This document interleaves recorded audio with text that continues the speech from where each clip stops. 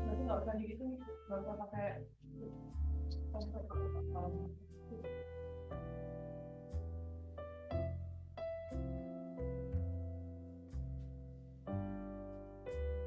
Oggi telefonaggio oggi.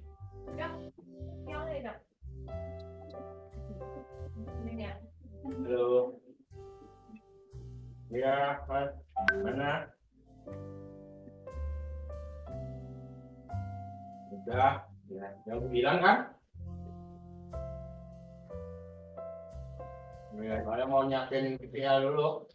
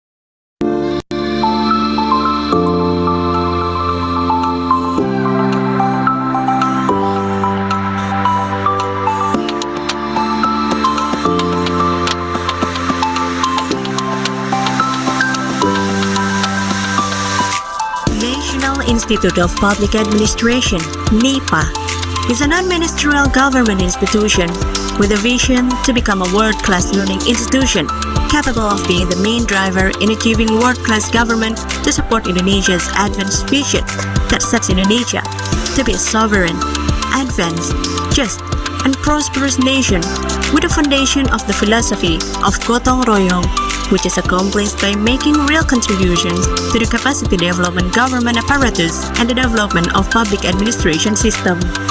NEPA plays strategic role in improving the quality of policies through policy analysis, innovation in public administration and public sector services, competency development for the state civil apparatus, and applied higher education in the field of administration and management of functional positions.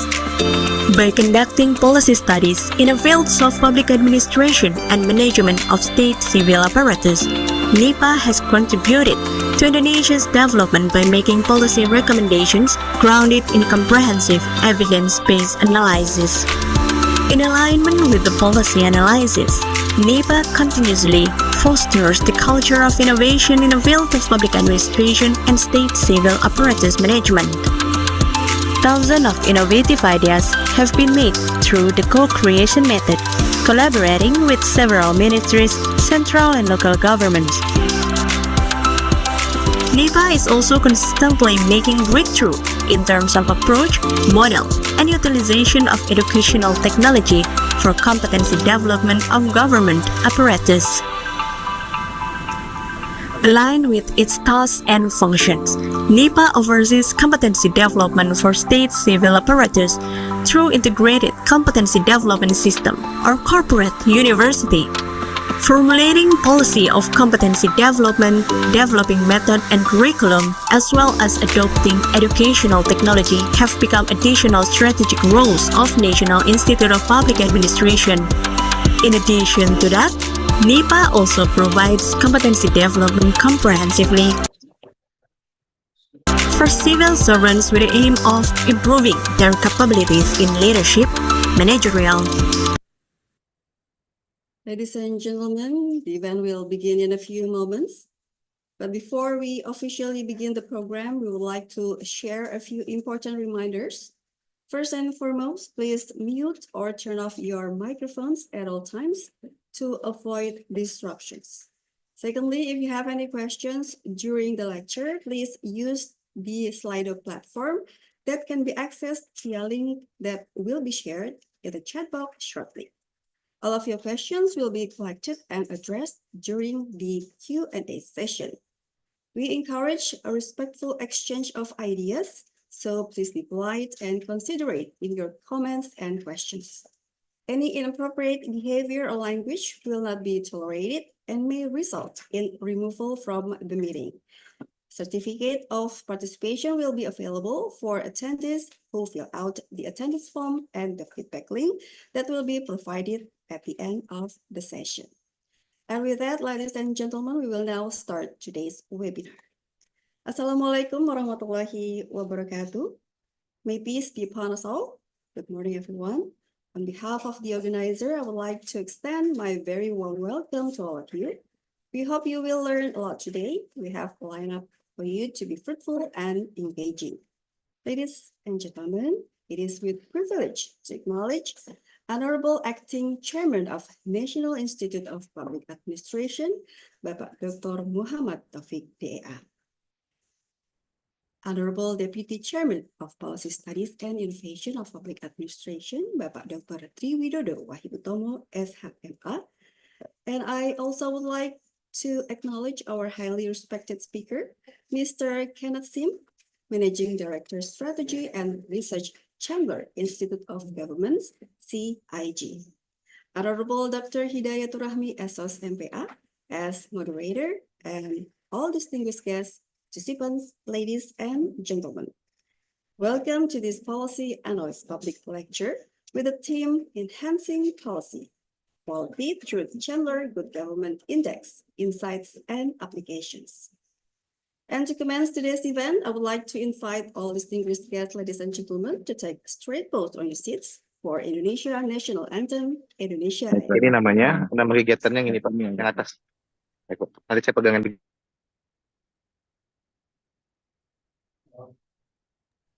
Bapak bisa ini Pak, bisa buka.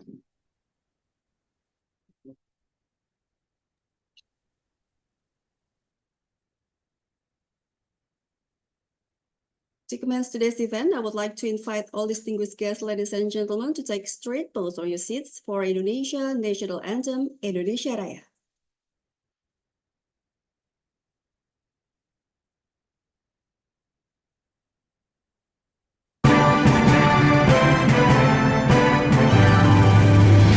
Indonesia, tanah airku, tanah tumpah darahku. Di sanalah aku berdiri, jadi pandu ibuku. Indonesia, kebangsaanku, bangsa dan tanah airku. Marilah kita bersama, Indonesia bersatu. Hiduplah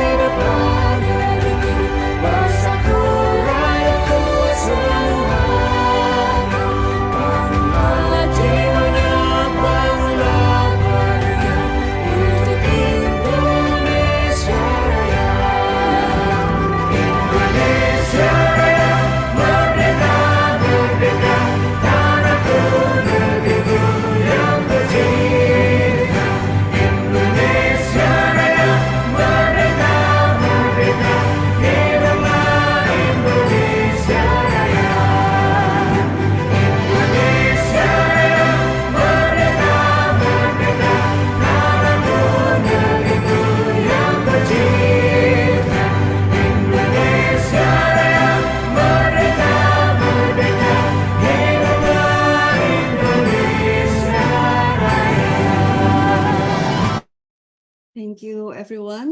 Ladies and gentlemen, to formally open our webinar, I would like to give the virtual floor to Bapak Muhammad Taufik, Acting Chairman of National Institute of Public Administration, to deliver his opening remark. To Bapak Muhammad Taufik, the floor is yours. Hello everyone. Assalamualaikum warahmatullahi wabarakatuh. I'm here in the middle of a new capital, state capital in IKN, Borneo. You can see a presidential palace and the surround here. It's very beautiful place. Sorry, my introduction is I start with there's a very beautiful site here, and thank you very much to everyone, especially from Chandler Institute, Mr. Kim, Mr. Kenneth Slim, and Pak Triwidodo, Deputy of Policy Analysis and Innovation in Public Administration. I would like to extend a sincere gratitude for Mr. Kim, Mr. Sim, sorry, Mr. Kenneth, my friend from Singapore, and the team from Chandler Institute, and also all guests and speakers. This public lecture is very important for Indonesia, for government and for civil servant, because Indonesia now put emphasize the importance of quality of policy, public policy. So based on the experience of Chandler Institute, who publish regularly annually the index of good government index, it is a very benefit for us to learn from Chandler Institute how to measure policy quality. And the index allow us to learn which area that we have to improve to support especially the development planning. And thank you very much for Mr. Kenneth and the team from Chandler Institute to attend this public lecture and sharing the experience, and also Pak Tri with the now the task to provide the index about policy index. So I think this dialogue will be very fruitful and very beneficial for all us. And I hope that this public lecture can enhance our understanding how to improve our quality standard in public policy. So again, I invite everyone to see the beautiful of our new state capital here, and I hope we can see here in IKN Borneo. Thank you very much. Assalamualaikum warahmatullahi wabarakatuh. Waalaikumsalam warahmatullahi wabarakatuh. Before we move on to the next agenda, I would like to invite Bapak Taufik, Bapak Widodo, Bapak Triwidodo, Mr. Kenneth Sim, Ibu Hidayatur Rahmi, and all participants to have a photo taking session. So please kindly turn your camera on, everyone.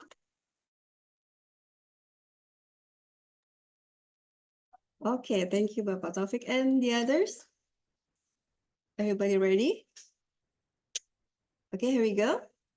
On the count of 3, 1, 2, 3. One more time. 1, 2, 3. Okay, thank you. Thank you, everybody. Distinguished guests, ladies and gentlemen, we shall now proceed with the public lecture on enhancing policy quality through the Chandler Good Government Index, Insights and Applications. And without further ado, I would like to cordially invite Dr. Hidayatul Rahmi SOS MPA from Polytechnic's Graduate School of Public Administration, NEPA Jakarta, to moderating this session. Ibu Hidayatul Rahmi, the platform is yours. All right, thank you very much, Ms. Reni Kusuma, as our MC today. Hello, good morning, everyone. Assalamualaikum warahmatullahi wabarakatuh.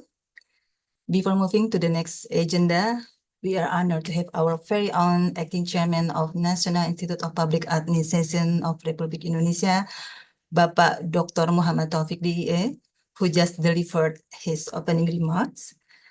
An Honorable Deputy Chairman for Policy Studies and Public Administration Innovation of National Institute of Public Administration, Bapak Dr. Tri Widodo Wahyu Utomo SHMA, and also Honorable Head of Center for Policy Analysis of National Institute of Public Administration, Bapak Yogi Suwarno PhD, and all honorable audience.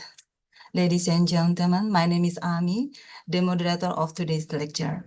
I'm very pleased to see you here and welcome you all to the virtual public lecture series. Our virtual public lecture theme will be enhancing policy quality through the Chandler Good Government Index, insights and applications. Good government and national prosperity has interlinked connection based on some studies. The quality of public policy will influence how the country will be led to. Chandler Good Government Index has measured the capabilities and also the effectiveness of 113 governments across the world based on 35 indicators. The Good Government Index has proven that excellent national governance and national prosperity are strongly connected. Up to now, most developing countries are still struggling in achieving good governance. Data has shown that in 2024, Indonesia is ranked around 48, followed by Vietnam at 50 and Thailand at 54. On the other hand, for the last 4 years, Singapore has proven their efforts to create a better government by achieving the top 3 ranks since the index established in 2021.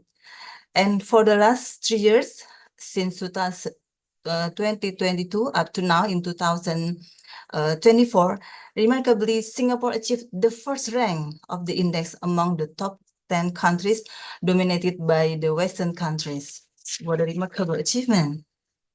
Well, ladies and gentlemen, I would like to welcome our speaker, Mr. Kenneth Sim, the Managing Director, Strategy and Research of Chandler Institute of Good Government.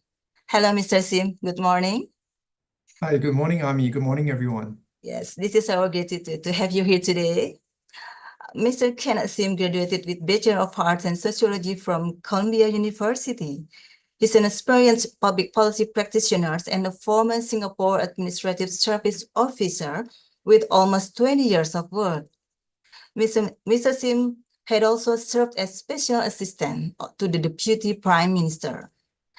In Chandler Institute of Governance, Mr. Sim's role oversees the development and communication of CIG strategies and also sets the direction for CIG's research endeavor, including Good Government Index. Well, ladies and gentlemen, before the lecture begins, let me inform how the lecture will be going on. Mr. Sim will deliver his lecture for about 70 minutes. And during the lecture, Mr. Sim will ask all the audience to be interactive participation by using Mentimeter. All the audience can prepare for download the menti.com. And the session will be continued by the discussion, question and answer for all the audience. And also to arrange the effective discussion, the audience may put the questions to the Slido platform as mentioned before by the MC. Now, without further ado, allow me to welcome Mr. Kenneth Sim to deliver his lecture. To Mr. Sim, the floor is yours. Thank you, Ami, and thank you, our friends from Indonesia. Greetings from Singapore. I am no stranger to Indonesia. I have been to Indonesia many times. I even lived in Jakarta before. but my bahasa is kurang lancar, so I have to speak in English today. Let me just share my screen. Let's see. Can you see my screen? Yes? Good, thanks. So, yeah, good morning, everyone. Once again, first of all, I would like to thank Pak Muhammad Taufik and Pak Tri Widodo and NEPA for inviting me to speak at this lecture. I'm honored to represent the Chandler Institute of Governance, or CIG, to speak with you today. As mentioned by Ami, I have been in the public service in Singapore for almost 20 years in a variety of roles, such as trade and industry, environment, higher education, and skills. And I joined CIG about 3 years ago. So today I will speak about the Chandler Good Government Index, or the CGGI. But really, the biggest question that I'm hoping to answer by the end of this lecture is, what is good government? And that is exactly what is shown on this slide today. I hope that this session will be an interactive one. I will share my perspectives, but I would also like to learn from you. So throughout my presentation, please feel free to type in any questions or comments in the chat function of the Zoom webinar, and I will try to answer when I'm able to. Let me start by introducing CIG. We are an international non-profit organization, and we are headquartered in Singapore. Our mission is to work with governments to build capabilities so that they can build stronger nations for the next generation. We are not affiliated to any government or political party, and we do not speak in the interest of any business or special interest group. We work in the best interest of the governments we support. So even though many of us, like myself, have worked in the Singapore government, we are not affiliated to the Singapore government. So I talked about building capabilities, but what exactly do we do? We run training programs for government leaders. That's the first thing. Second, we do government projects, and these focus on building stronger organizations in government and building stronger systems in government, such as financial systems or procurement systems. Third, we help governments to measure performance, and this is what I'm going to talk about today. I'll talk about the Chandler Good Government Index, or the CGGI. And lastly, we also share practitioner knowledge. So part of the discussion I'm having with you today is to hopefully share a bit of my knowledge, but we also have other publications that help to spread good practices all over the world. We were founded in 2019, and we started by working mostly in Asia, in countries such as Vietnam, India, and the Philippines. But gradually, we have expanded to Africa. As you can see in this slide, we work in 7 different countries in Africa, and we have partners all over the world in 14 different countries. Not yet Indonesia, but I hope in time we will have some partnerships as well. So I started this conversation by asking the question, what is good government? And I thought maybe I will start the presentation by asking you this question. What do you think is good government? In the chat box, you will see a link that my colleague will be putting inside. It's a link to a Mentimeter, a link to a Mentimeter website. Please click on that and type in up to 3 words to describe what good government means to you. Mr. Sim, may I ask to explain the audience using bahasa as well? Yes, please. Ya, Bapak Ibu, jadi Mr. Sim minta Bapak Ibu untuk menggunakan platform menti.com, kemudian tinggal dimasukkan kode yang disebutkan di atas, yang di dalam chat. Jadi nanti selama lecture, Mr. Sim akan selalu memberikan pertanyaan-pertanyaan, Bapak Ibu tinggal menjawab di dalam platform menti.com tersebut. Terima kasih.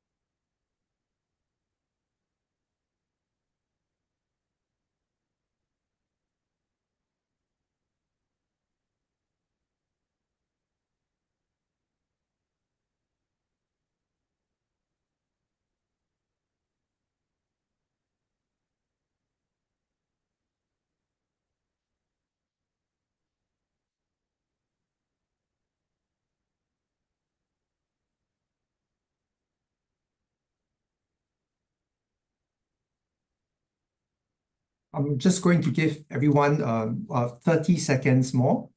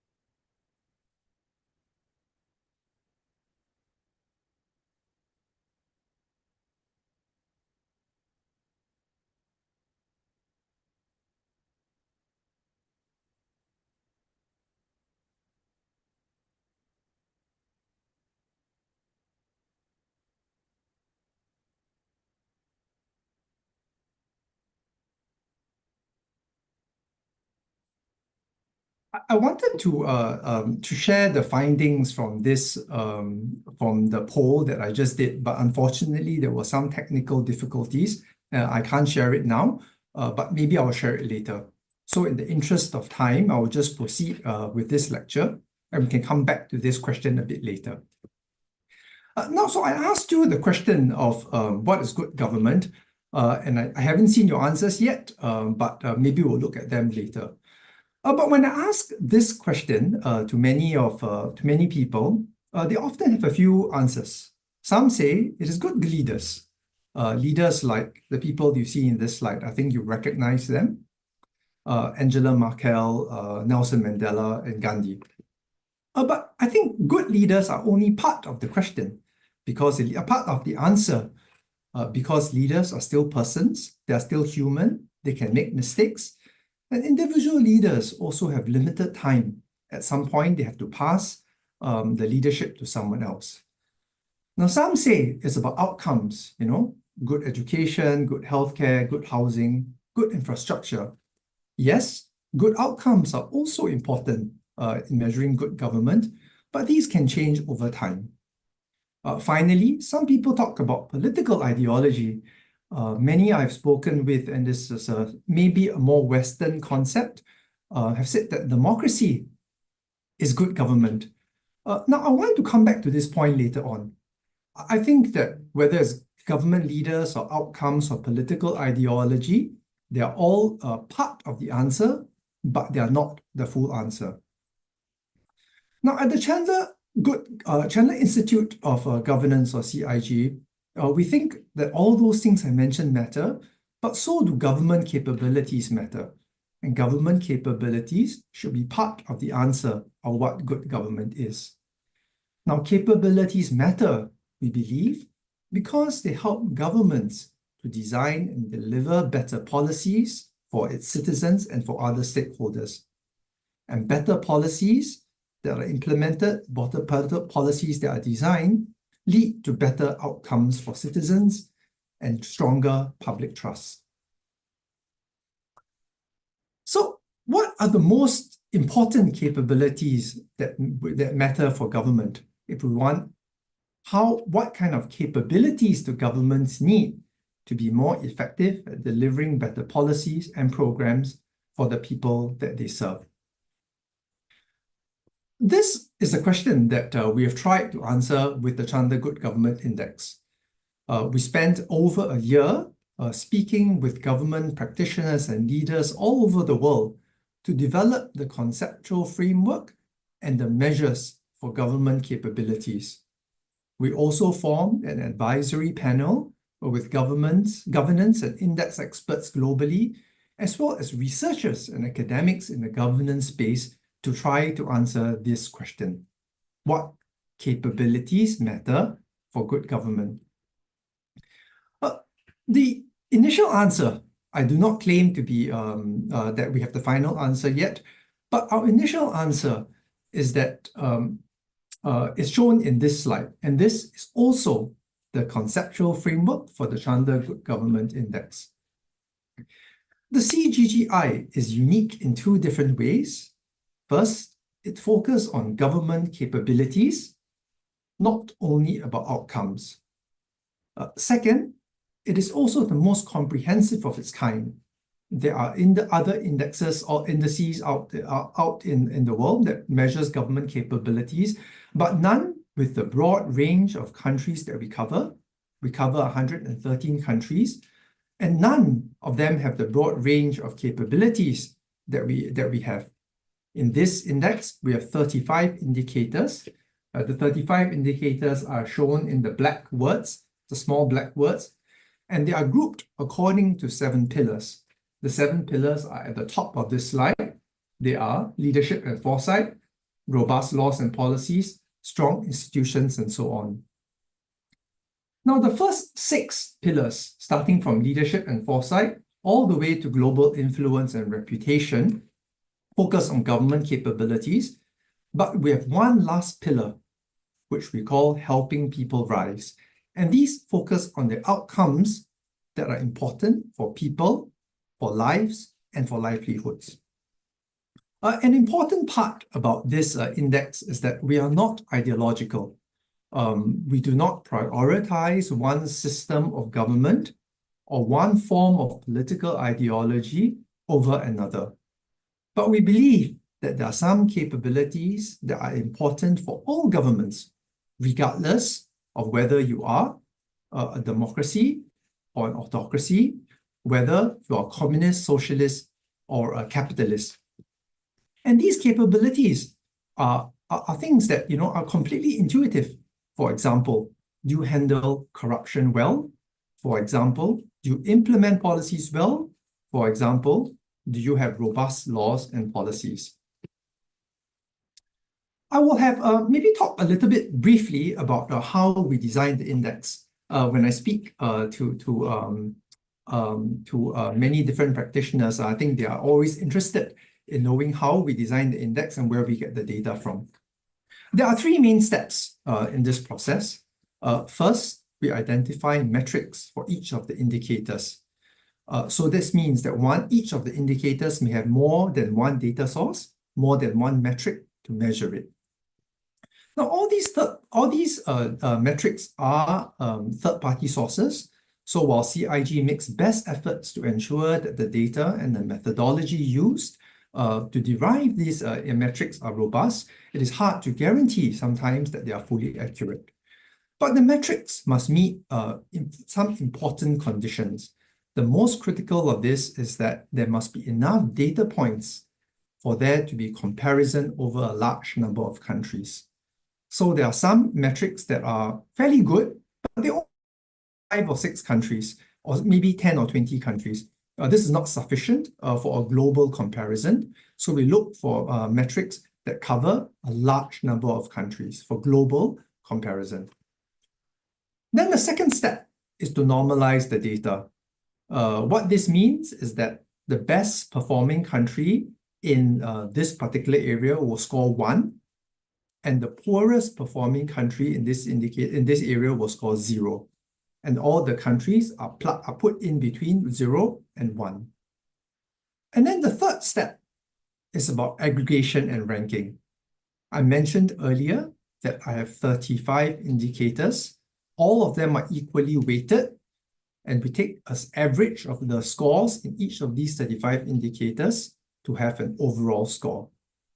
The overall score, we rank all the countries from the first to the last, and the score translates to a rank.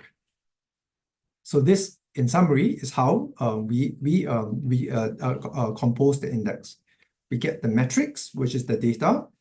These are all publicly available data sources. Second, we normalize the data. The best performing country is 1, the poorest performing country is 0, and everyone's in between. And third, we aggregate. So the 35 indicators are all equally weighted, and they averaged out to get an overall score and an overall rank. I will talk a little bit about what each of the 7 pillars mean and some of the indicators within each pillar. Now, I will not go too much depth into it because I will talk about them in a little bit more detail when I analyze Indonesia's performance.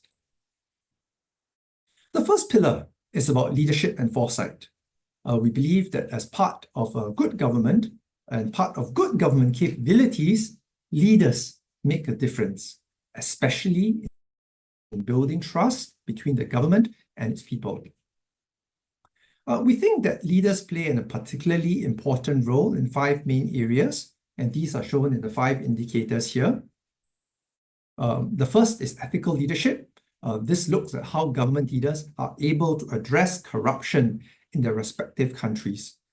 We put ethical leadership or anti-corruption, a pillar of leadership and foresight, because we believe the anti-corruption efforts must start with leaders. They must walk the talk. They must demonstrate commitment to addressing corruption. But there are other areas where leaders also play an important role. For example, in having a long-term vision, developing that long-term vision, saying and communicating that long-term vision, and getting people aligned with that long-term vision. Leaders are also need to be adaptable so they can respond quickly to changes and shifting trends. Leaders also play an important role in prioritizing different initiatives about how you allocate your resources to different initiatives. And finally, in encouraging innovation. That is the first pillar, leadership and foresight.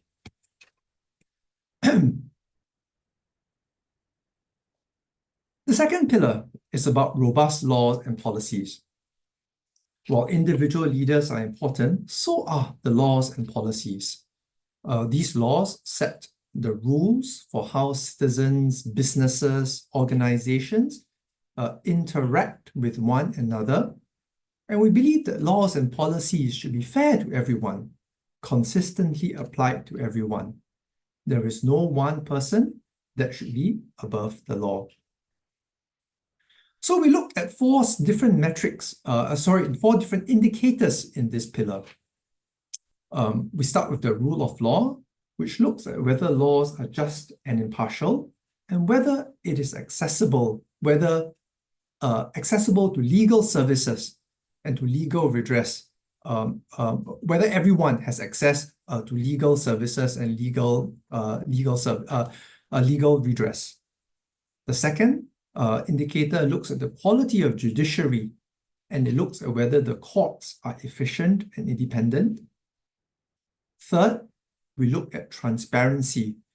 This means whether the government allows the public to access information or important information. Not all, but important information.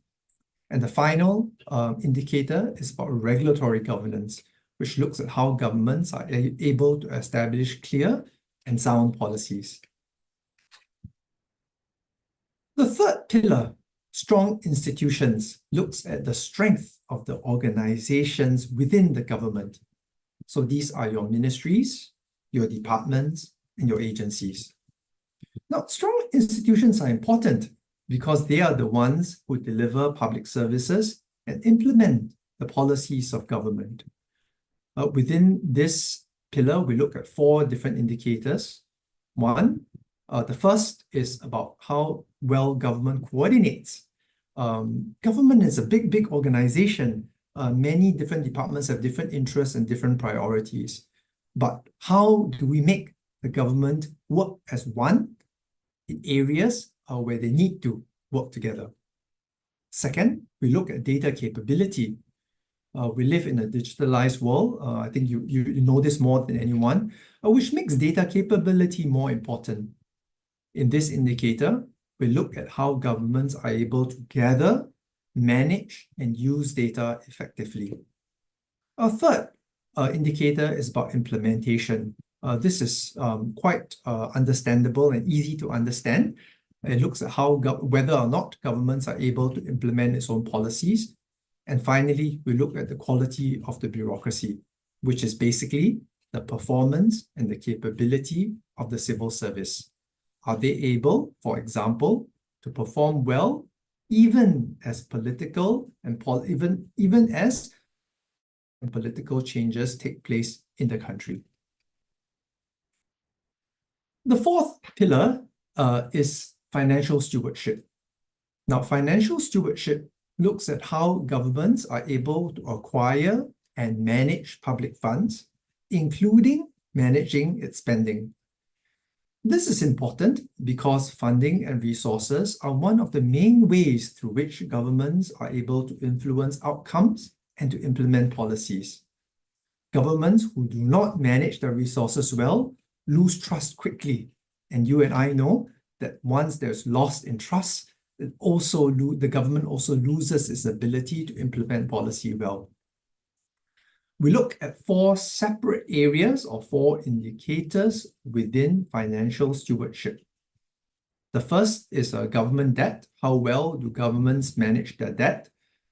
This is an indicator that CIG developed and put together itself, looking at public debt to GDP ratio and adjusted for sovereign debt ratings.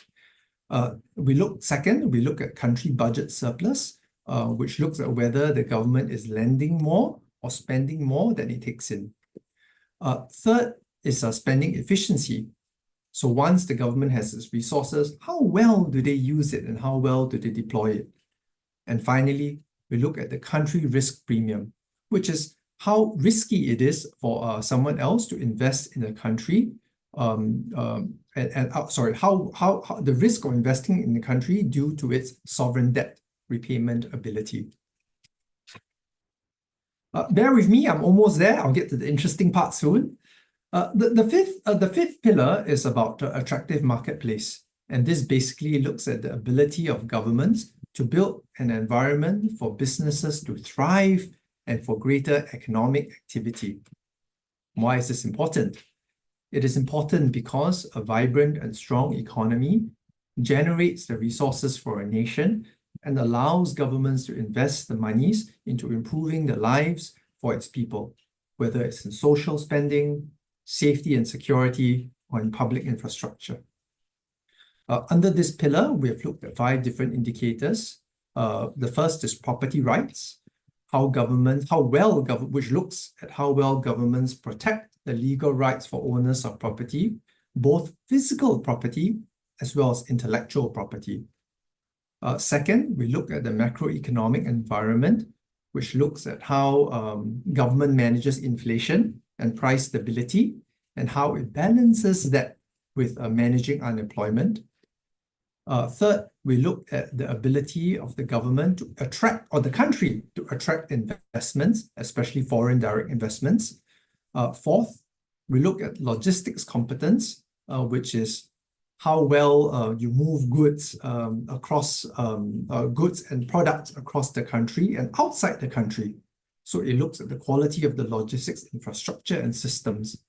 And finally, the fifth indicator under this pillar is stable business regulations. And this is important because businesses need to have some certainty in the laws and regulations of a country before making business decisions for the longer term.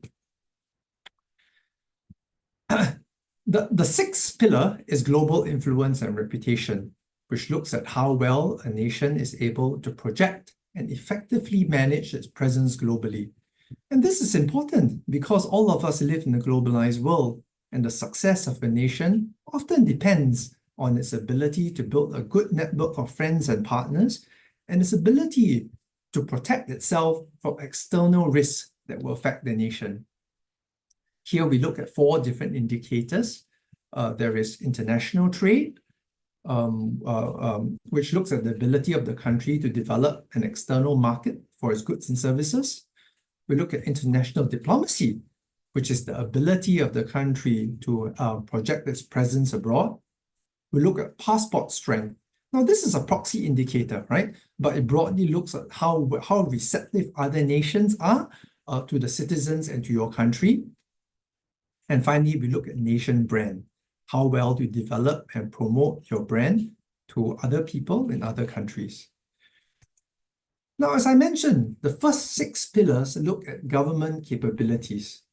The last pillar looks, which we call helping people rise, is the only one that looks at outcomes outcomes to citizens' lives and to their livelihoods. This is important because while the focus of the CGGI is on government capabilities, at some level, these must also translate to good outcomes to a nation's citizens. There are 9 indicators in this pillar, which is the broadest pillar. We cover areas such as the quality of education, quality of healthcare, satisfaction with public services, and safety. Now, all these are self-explanatory, and I will talk a little bit more about some of these in my later presentation, in the later parts of my presentation. So in summary, the CGGI is meant to answer a very simple question, 2 very simple questions. What is good government? And what are the government capabilities that matter? We cover 113 countries, which accounts for 90% of the world's population. It is a non-ideological, non-partisan approach to looking at government, good government. We don't care whether you are a democracy or capitalist or socialist, or whether you're autocracy, but we look at the capabilities that really matter for all governments. We have 35 indicators, but we categorize them into 7 different pillars. The first 6 pillars look at capabilities, and the last pillar, or helping people rise pillar, looks at outcomes to people. I will now show you a very short video. It's only 3 minutes long, to summarize much of what I have said.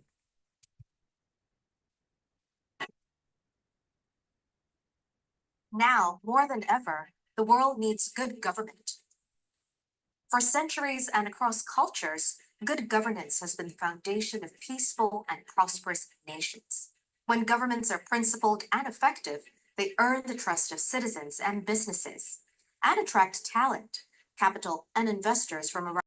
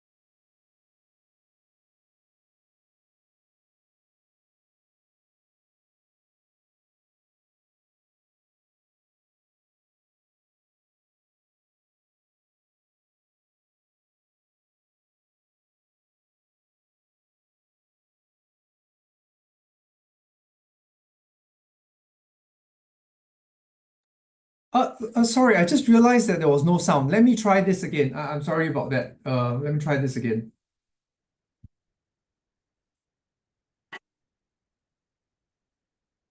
Now, more than ever, the world needs good government. For centuries and across cultures, good governance has been the foundation of peaceful and prosperous nations. When governments are principled and effective, they earn the trust of citizens and businesses, and attract talent, capital, and investors from around the world. With so many political systems and cultures, how can we measure good government in a fair, neutral, and relevant way?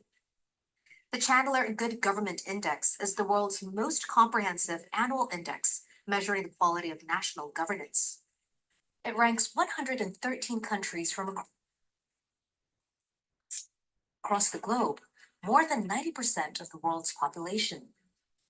Designed by government practitioners for government practitioners, the CGGI continues to drive honest and practical conversations about why good government matters and how we can achieve it.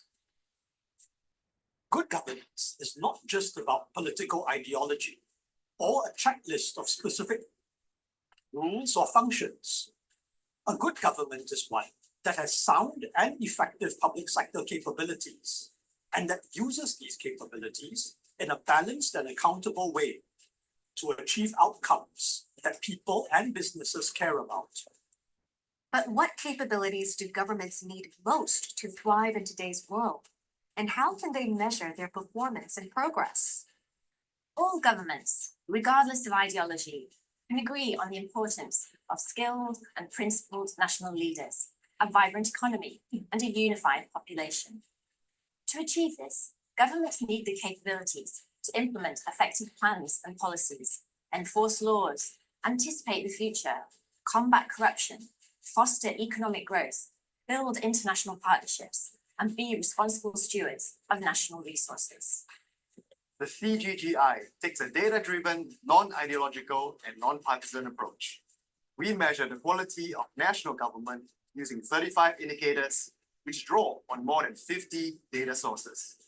These indicators are grouped into 6 pillars of capabilities, such as strong institutions and robust laws and policies, and 1 pillar of outcomes such as health, education, safety, social, and pollution control, which are important to people around the world. The CGGI website features a range of tools that can filter and analyze countries' results, benchmark performance relative to other countries and global averages, and track country scores over time. Here, you will find the annual index reports, which go deeper into the stories behind the scores, showcasing the experiences and insights of governance practitioners from around the world. We invite you to explore the CGGI and hope it serves as a useful tool and guide to those in public service.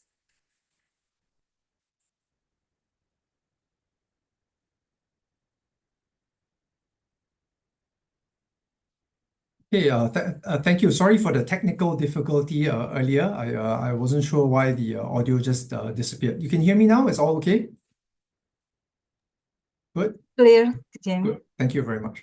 Now I'm going to the next part of my lecture will be talking about some of the results and key insights from the Chandler Good Government Index broadly at a global and regional level, and then I'll zoom into Indonesia's performance. Now I saw that someone had a question about how Indonesia can catch up with its neighboring countries in enhancing the quality of its public policy, and there was also a question about leadership and integrity to combat corruption. I will talk about some of these issues later on in the presentation. In this slide, I will start with a question. In this slide, I have a picture of a world map. I took out the legend, so you don't know what the map is about. But just looking at the map, maybe you can tell me, what do these countries have in common? You can use the chat function. Just type in, what do you think these countries have in common?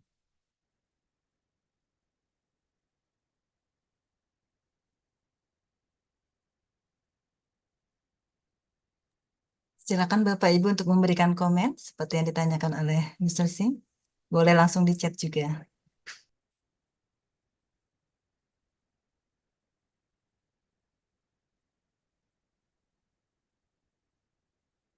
Someone said Anglo-Saxon countries. Yes and no. Any other answers?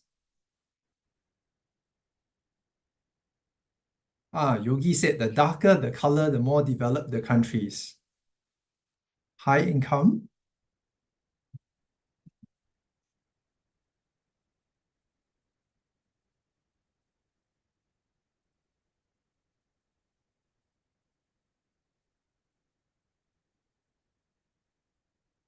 Any other answers? I'll wait just maybe 10 more seconds to see whether there are any interesting answers. Yeah.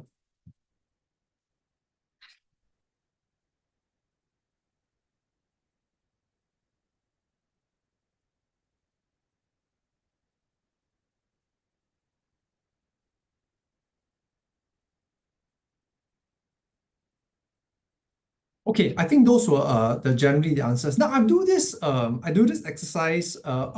Someone said the darker color is good government, countries with good government. Okay, so I think all your answers are somewhat correct, right? Somewhat correct, except the last one maybe, which is fully correct.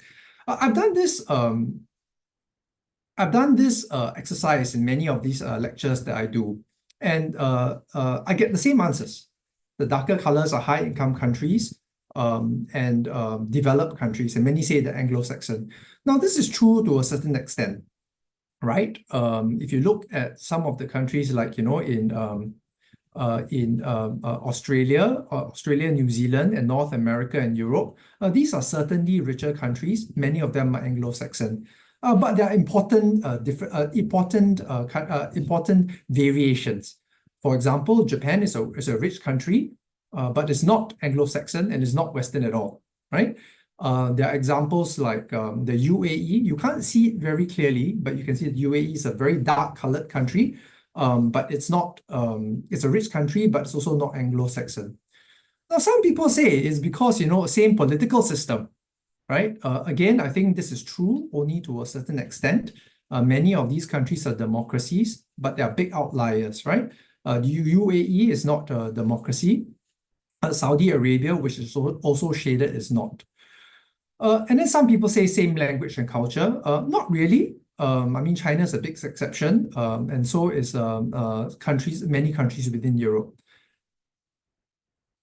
And so I think the answer really is that in these countries, they have scored at the top 10 in at least one of the 7 pillars. Sorry, top 20, at least top 20 in at least one of the 7 pillars within the CGGI. And as you can see, there's a huge variation in terms of political system, in terms of size, and even in terms of geography. In this slide, I've shown the top 20 countries in 2024. Within the top 10, they're all European countries with the exception of Singapore. Singapore is the only country that's non-European in the top 10. There are within the top 20, there are a few Asian countries. There is South Korea coming at number 20. This is also the first year that Japan has fallen out of the top 20. Across the years, the changes within the top 10 are not that great. As you can see, and I think Ami mentioned earlier in the opening comments that Singapore has continued to rank first in the CGGI. But if you look beyond that, there is actually not very much movement. And the reason why there's not much movement is, of course, quite obvious. Capabilities take a long time to build and hopefully a long time to decline. A few interesting things though. New Zealand is the 2024 is also the first time that New Zealand drops out of the top 10, and you can see certain countries within the top 10 are dropping quite a lot. Netherlands is a good example of that. Now, one insight from the Chandler Good Government Index is that capabilities and outcomes are strongly correlated. On the horizontal axis or the x-axis, we look at the capabilities of government, which is the average score of countries in the first 6 pillars of the CGGI. On the vertical axis, we look at the outcomes to government, so things like education, healthcare, and environmental performance. And this is the 7th pillar in the CGGI. And what do you notice immediately? There's actually a very strong correlation between capabilities and outcomes. And this is, of course, very intuitive. A government that has better capabilities can also deliver better outcomes for its citizens. But if you look at a deeper analysis and you split each of these countries into the level of development, the blue dots represent high-income countries. The orange dot represents upper middle income countries, so that includes Indonesia. The blue dots represent lower middle income countries, and the red dots are low income countries. And as you can see, there's generally a pattern. The richer countries, which are in the blue dots, they are all at the top right-hand corner of the graph, of this chart. which means that countries that have more resources also generally have better capabilities. This again is intuitive, more resources to spend means you get better resources, means you can get better capabilities. But this is also only true to a certain extent. There are important outliers. One outlier is Rwanda, and in this graph, I've mapped that out in the big dot in red. As you can see, they are a low-income country, but they perform much, much better than all their peers in the low-income group.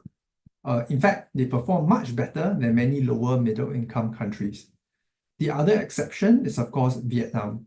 Now, Vietnam is a lower middle-income country, but as you can see, it performs better than all its peers in the lower middle-income group. So I think the main insight that I draw from this is that, yes, amount of resources and wealth does matter in terms of building capabilities, but it's not the only thing. There are other things that matter as well.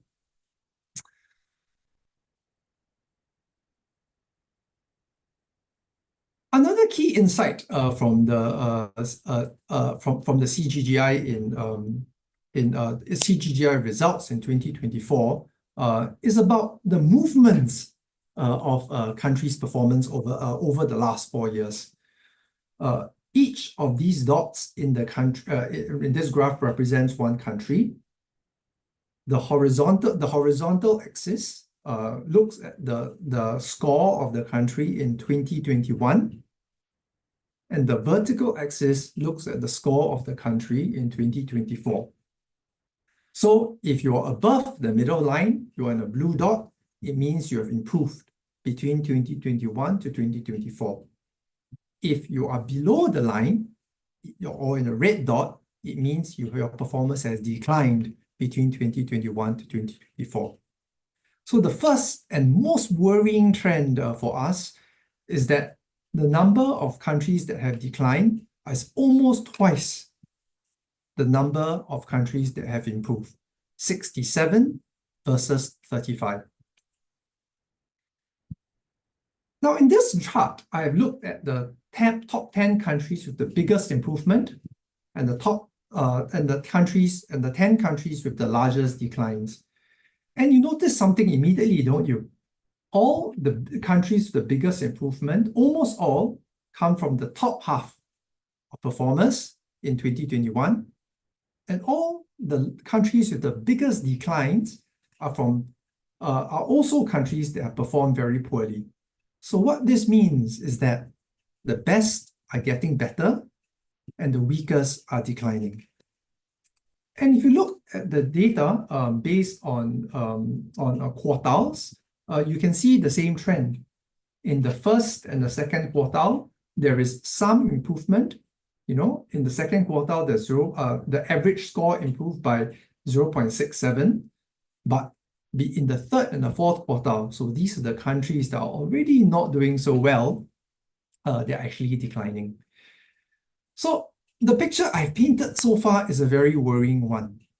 Overall, the quality of governance across the world is declining. Those that are good are getting better.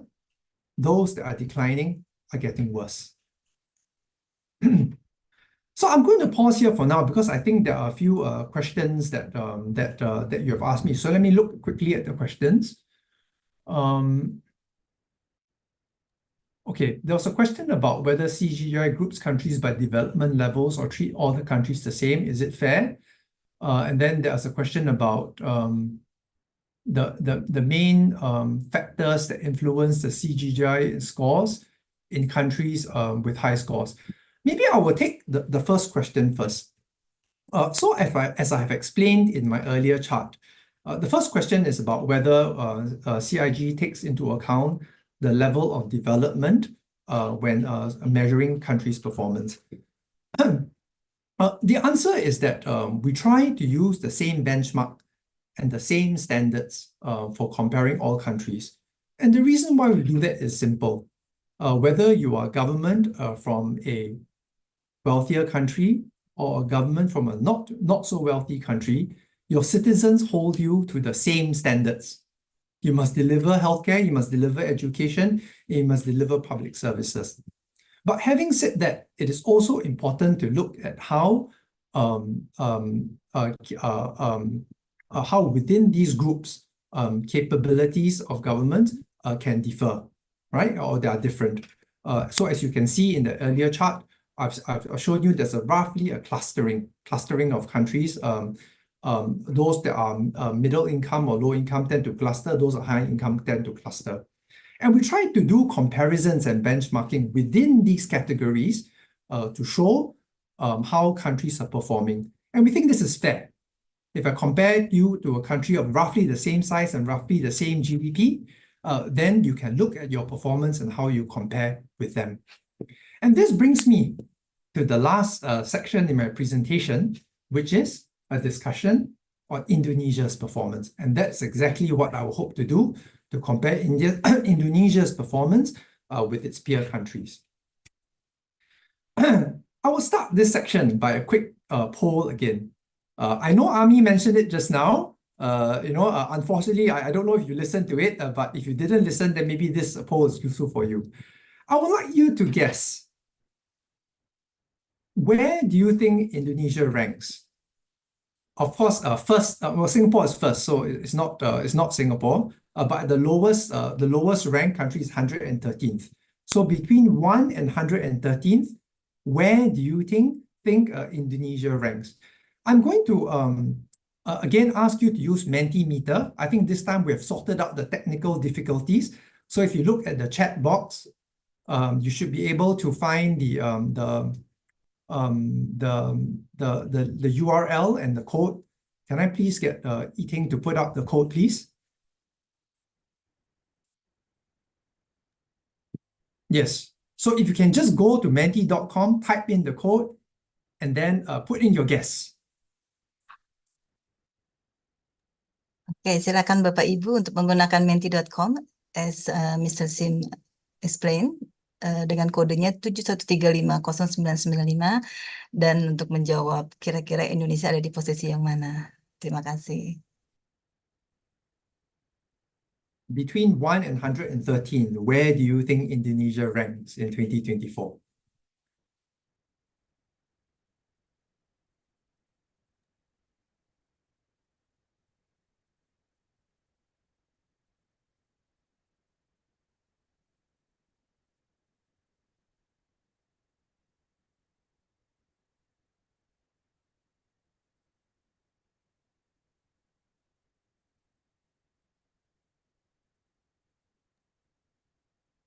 How is it, Kim? Is there anyone has answered the questions yet? Yes, yes. We are. My colleague is going to share the Okay, screen. then. Ah, I see.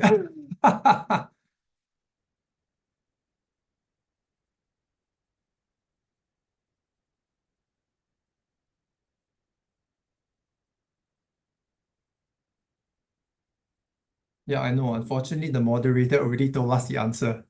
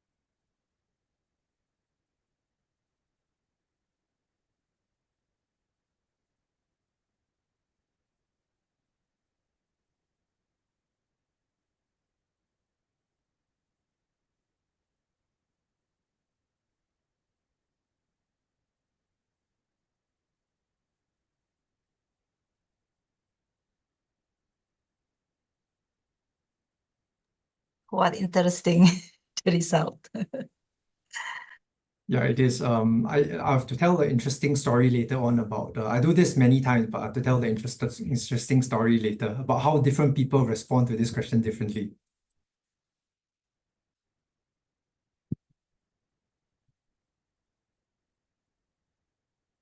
Okay, thanks. I think this is I think a good number of you have responded, and then I think we can just take it from here. So about 50 of you have responded. Many of you have said between 41 to 50. I don't know if it's because you heard what the moderator said just now, but there's also a good number of you who think that Indonesia is performing between 60 to 80. All right, quite a good number of you. Yi-Ting, can you stop share, please? Then I will take over the screen.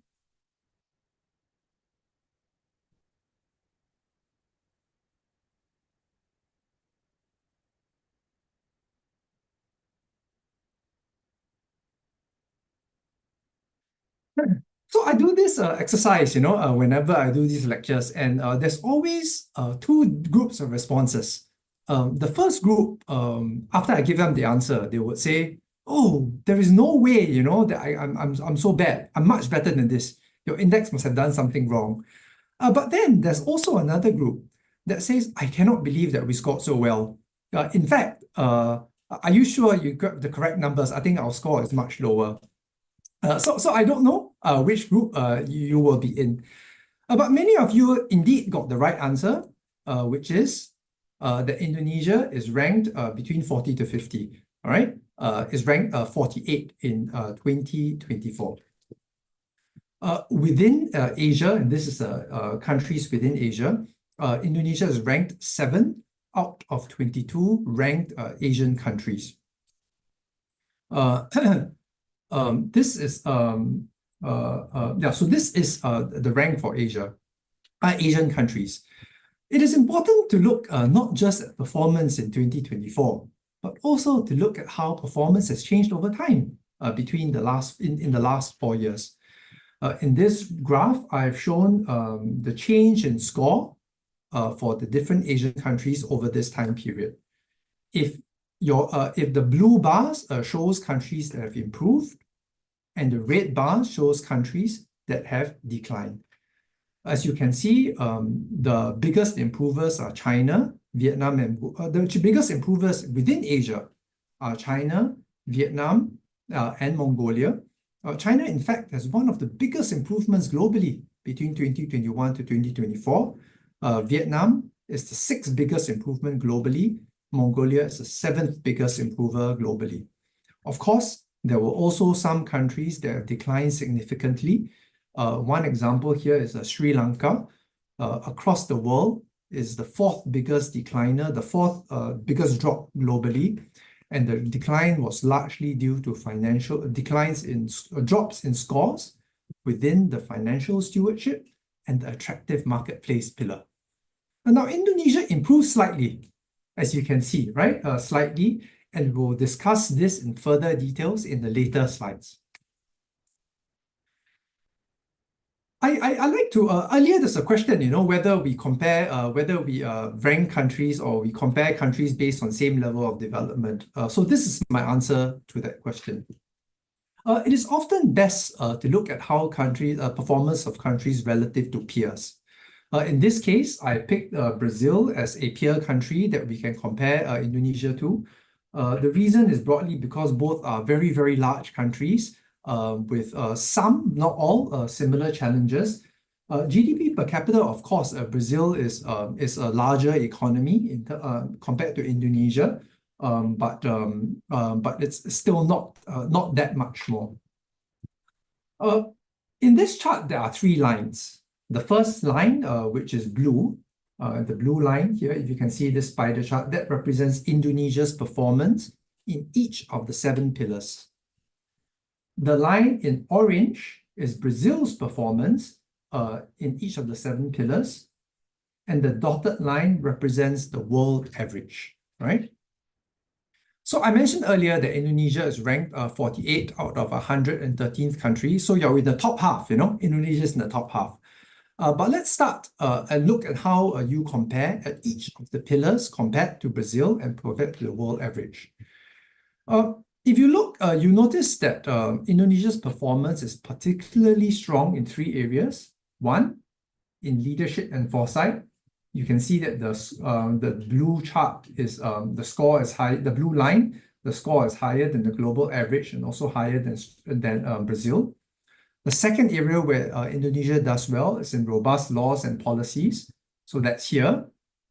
And the third area is in financial stewardship, which is the box at the bottom, right? But it's weaker than Brazil and weaker than the global average in some areas. In the global influence and reputation, which is one of Indonesia's weakest pillars. I'll talk about it more later. So that's and then there's also helping people rise. Now this, you remember, is the only pillar that looks at outcomes, right? And here, Indonesia does better, slightly better than Brazil, but is weaker than the global average. So that's one way to compare. You compare by a global peer. But in this chart, I've also looked at performance of Indonesia, or the rank that Indonesia had in the different pillars compared to countries within the region. There are 7 ranked region, 3 countries not ranked. Brunei, Myanmar, and Laos are not ranked due to insufficient data. But in this table, I've compared Indonesia's performance with other ASEAN countries. Now, a few things. Well, first to say is that Indonesia ranks 3rd within ASEAN. It's a little behind Malaysia, but is ahead of many other countries in the region. But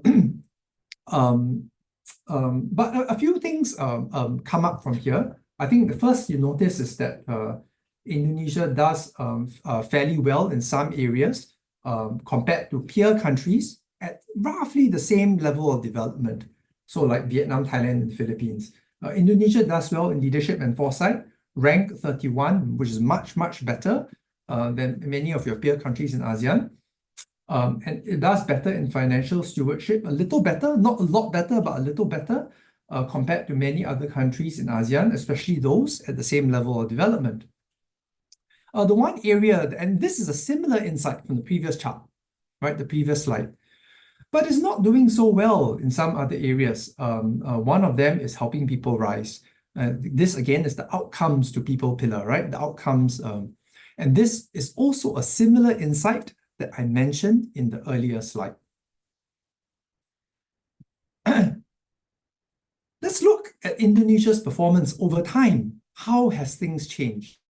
Now, I mentioned earlier that the Indonesia score has improved just slightly over the last few years, and this is shown in the blue bars. Indonesia score in 2021 was 0.539. It's improved a little bit to 0.548 in 2024. Right, so score has improved. This means that relative to the past, Indonesia has performed better. But the rank has fallen. The rank is shown in the line chart, right? The gold, the line in gold. It was ranked 44th in 2021, but it dropped a bit to 48th in 2024. Now, why is that? It is because we had included new countries in the CGGI in 2024. We included 9 new countries. 4 of these countries were ranked higher than Indonesia, and so Indonesia was pushed down. The rank was pushed down. The 4 countries that ranked better were Luxembourg, Malta, Slovakia, and Saudi Arabia. So I think the point I would like to make in this slide is that there's a competition for good government globally. So even if you maintain your performance or if you improve slightly, it doesn't mean that your rank will improve, right? Because there's other people are also trying to improve at the same time. And this is what we call the governance competition. Now, what caused the change between 2021 to 2024? Most significantly are improvements in 2 pillars, robust laws and policies, and in leadership and foresight. And these are also areas where Indonesia does well relative to other countries like Brazil and relative to other countries within ASEAN. But the decline was most steep in financial stewardship and in global influence and reputation.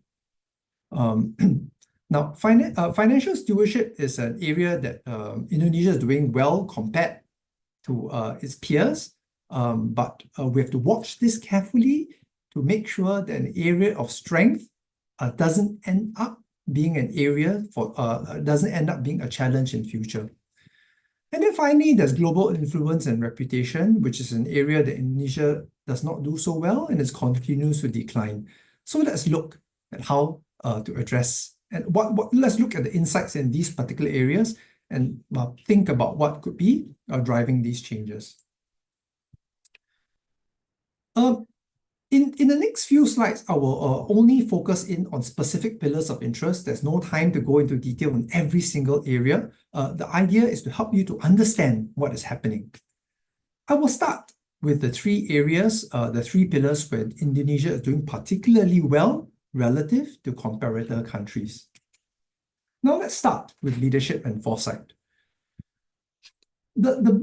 If you look at the left-hand side of the chart, the blue line shows Indonesia's performance in across the last 4 years, and you can see there's a slight improvement, whereas the global average or the line in gold has stayed a bit relatively flat. So globally, Indonesia's ranking on this pillar has also improved from 35th in 2021 to 31st in 2024. Now, there are a few indicators here that are worthy of mention. The first is the long-term vision. Indonesia was ranked 9th globally in 2024, and this is an improvement from 2021 when Indonesia was ranked 17. Interestingly, the best performers in this indicator are not necessarily the wealthiest or the most economically developed countries. In fact, many European countries who do well overall do not do as well in this particular indicator. The second thing that I thought would be worthwhile to mention is adaptability. Indonesia is ranked 7th globally in this pillar, in this indicator. This looks at the extent to which the government responds effectively to change, whether it's technological change, societal or demographic trends, or security and economic challenges. Now, the one area that Indonesia doesn't do so well in this pillar is ethical leadership. And this is also the indicator that looks at anti-corruption efforts. Now, I think there was a question, from an earlier participant about how you improve ethical leadership. Now, we put anti-corruption in the leadership and foresight pillar because we believe that anti-corruption efforts and commitment starts from the top. Leaders need to demonstrate what they believe in, and they come down hard on corruption. It is, of course, difficult to build a culture of integrity, right? It requires you to start building cultures of integrity from young, whether it's through education or other means, and helping people who have the ability to be or rather the inclination to ethical behavior to rise to the top. But there are many other policy issues that we can do that other countries have adopted to fight anti-corruption. One, of course, it's in having, especially in the public sector, to have fair pay, reasonable and fair pay, not a very high salaries, but fair pay for public servants to reduce the ability to reduce the likelihood of being corrupt. There are also strong laws. I think in Indonesia you have strong laws as well, and commitment of leaders to implement those strong laws. Another thing that's important, I think, is also at the organizational level. Do governments have the right tools for them to identify corruption risk within their organizations, and how to identify those risks and find measures to plug those risks? For example, risk in corruption for procurement, right? So as the Chandler Institute of Governance, or CIG, we've developed a tool we call the Integrity Assessment Scorecard, which allows government leaders to identify corruption risks within their organizations. Now, the second pillar that Indonesia does particularly well is in robust laws and policies. This is Indonesia's most improved pillar among all the 7 pillars. As you can see, the score has improved to 0.61 in 2024, but the global average has stayed fairly constant. So what this means is that Indonesia has also improved in rank for this pillar. It was 45th in 2021, and it was ranked 40 in 2024. It is interesting that Indonesia has improved significantly in the quality of judiciary indicator. It was ranked 20th in 2024. Now, I've tried to do some research, but I think you're the expert. So I will be happy to engage with you to understand why there was an improvement in this indicator and what was done right. The third pillar where Indonesia does fairly well is in the financial stewardship pillar. And in fact, this is Indonesia's strongest areas in all the 4 years that we've done the CGGI. If you look at the blue line, Indonesia has declined slightly over the last 4 years to 0.62. But the decline everywhere else was even steeper. So the country, Indonesia, has managed to maintain its position 30th place in 2024. Indonesia outperforms global averages in many of the indicators within this pillar, as you can see from the bottom left-hand corner. But maybe one is worth pointing out, which is the country budget surplus. Now, this indicator, country budget surplus, compares the amount of money that the government collects and the money that it spends, and we express that number as a percentage of GDP. So the Indonesia score for country budget surplus has dropped quite significantly over the last 4 years. Although the rank didn't drop as much, this is because the decline for other countries was even greater. This is likely due to the COVID years where government had to spend a lot to maintain the level of services that they needed. Now, I've talked about the areas where Indonesia does well. So let me go into the areas where it's not so good, all right, and there's opportunity for improvement. I will start with global influence and reputation. Now, this has been one of Indonesia's weakest areas since 2021. It's the second weakest in terms of score and the third weakest in terms of the rank. And as you can see from this chart, the Indonesia's performance has dropped faster than the drop for the global average. Now, there are two main reasons, two main indicators that have resulted in this drop. I think the first is in nation brand. It has ranked, nation brand, Indonesia was ranked 55 in 2021, which was a drop because in 2021, you were ranked 20th. This indicator looks at how well the country promotes itself, at least from a tourism perspective, to an international audience. The second area that has pulled down your scores is in passport strength. Now, this is a proxy indicator, right? It looks at, it's roughly to give us a sense of how well your country or the citizens in your country are received and perceived in other countries. It's a proxy indicator. But in this indicator, there was also a decline, a slight drop in ranking for Indonesia to 78th in 2024. In 2021, the rank was 73 for this particular indicator. I will end off with this last analysis into the last pillar, which is helping people rise. This, again, is the indicator that measures outcomes that are important to people and to citizens.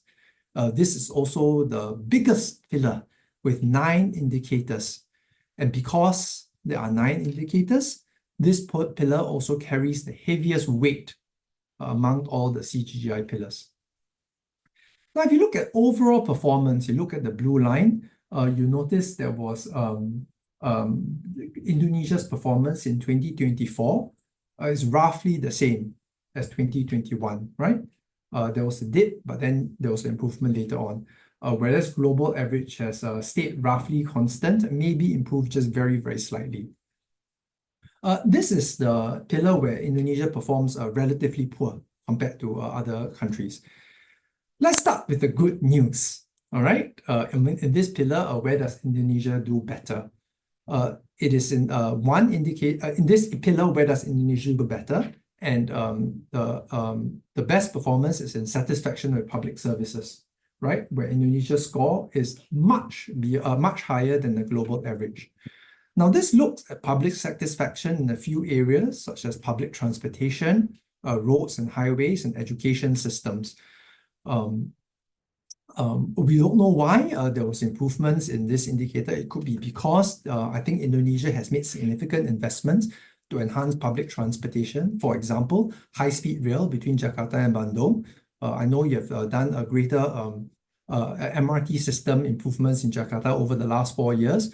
And also there were improvements in the education system. And this is a perception-based indicator.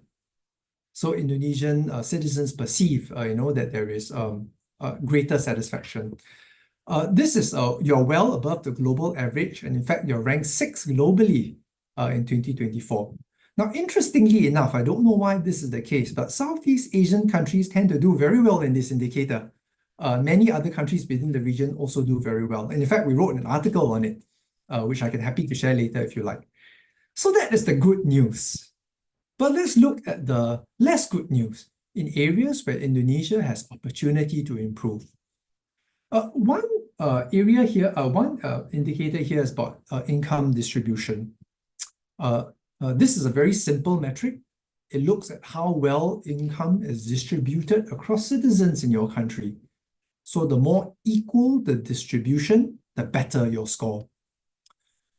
Indonesia was ranked 105th globally in 2024. So that's close to the end. There are only 113 countries ranked, but Indonesia was ranked 105th. And this is a decline from 88th position in 2021. Now, the second area that we may want to pay a bit more attention to is health. Here under health, we measure two things: life expectancy at birth and adult mortality rate. And here again, there was a drop. Indonesia ranked 88 in 2024, a drop from 74th in 2021. And finally, we look at environmental performance. Now, environmental performance is not about climate change or carbon, right? It is about how clean your living environment is. Do you have sanitation? Do you have drinking water? Is your waste managed well? Is there pollution in the air that you breathe, right? So this is also where Indonesia was ranked 85 in 2024, well below the global average. So I started this lecture by talking about what the CGGI is. I explained to you that the CGGI is meant to answer the question of what is good government and what capabilities matter for government. Then I looked at the overall trends and patterns globally, and I explained to you that, globally, the best are getting better, and those the weakest are declining further. And finally, I talked about Indonesia's performance. This slide is a summary of, Indonesia's performance. I think the first thing is that Indonesia was ranked 48th in 2024 and 7th in Asia. In terms of score, Indonesia improved slightly between 2021 and 2024. This means that Indonesia did better compared to itself 4 years ago. But the rank dropped from 44th to 48th. And the reason is because other countries have been added and some countries are doing better. The point I'm trying to make here, as I explained, is that the governance competition is an active one and you need to always improve. Staying still does not help you. And finally, we looked at some of the areas, where Indonesia does well relative to peer countries and global averages. Indonesia's strength is you're particularly strong in leadership and foresight, in robust laws and policies, and financial stewardship, and particularly weak in two areas, global influence and reputation, and helping people rise. Now, I did not talk about one last pillar, which is strong institutions. This looks at the strength of the government organizations within Indonesia. I did not talk about it because Indonesia's performance is roughly the same as its peers. But I think this is also an area that deserves some attention because it is the second weakest pillar for Indonesia. You're ranked 60 out of 113 countries in 2024. Before I end off, I was asked to speak a little bit about how the CGGI it can be used by governments worldwide, and I thought I'll just share a few slides. I think I'll be first to admit that we are still new to this game. I'm happy to work with you to share more, but also learn from you and see how we can improve. We do an annual launch event, so we're now still at the stage where we're trying to build awareness and understanding of the Chandler Good Government Index and to get input from practitioners like yourself.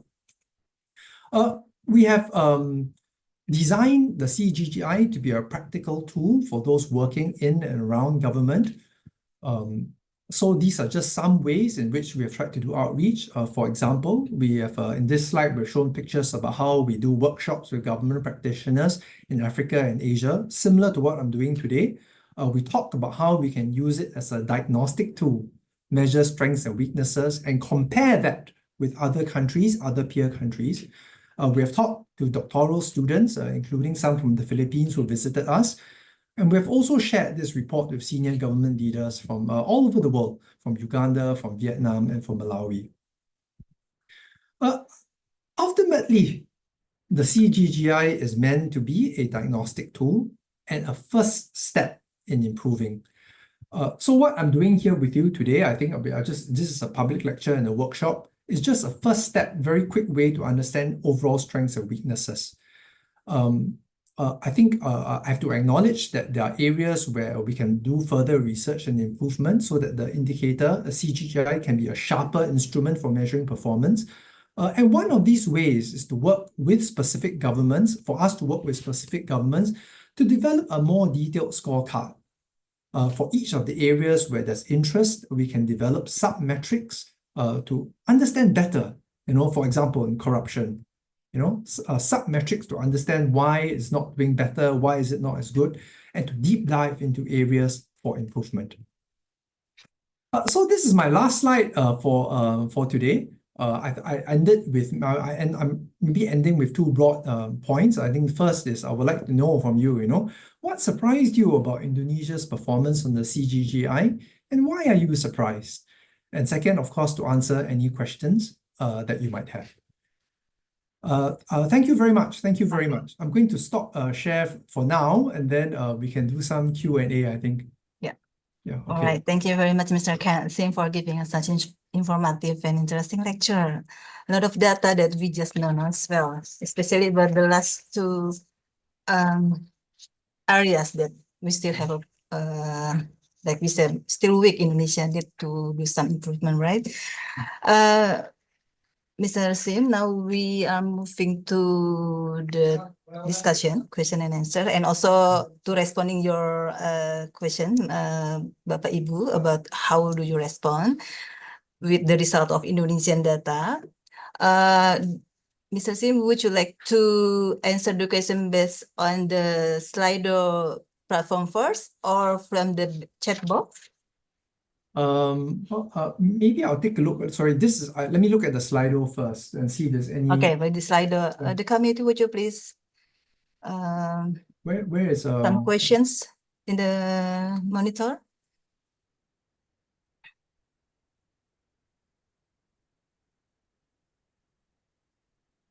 Okay. Okay, the first question. Hello, okay. I'm Ning Policy Analyst from Jakarta. What are the most common challenges government face in improving their score on the Good Government Index? And which aspects of governance should be prioritized by countries with lower rankings on the Good Government Index? Yep. All right, Mr. Kim, please. Good. Thanks. I think this question is fairly similar to some of the other questions. I think you're asking me, now that I have seen the results, what do I do next, right? I think a lot of questions were along those lines. Now, I think first of all, I must say that this index is not meant to measure anything and everything about government. It's in a very specific area to look at government capabilities. And what do government capabilities really mean? I think from my perspective, and certainly from CIG's perspective, a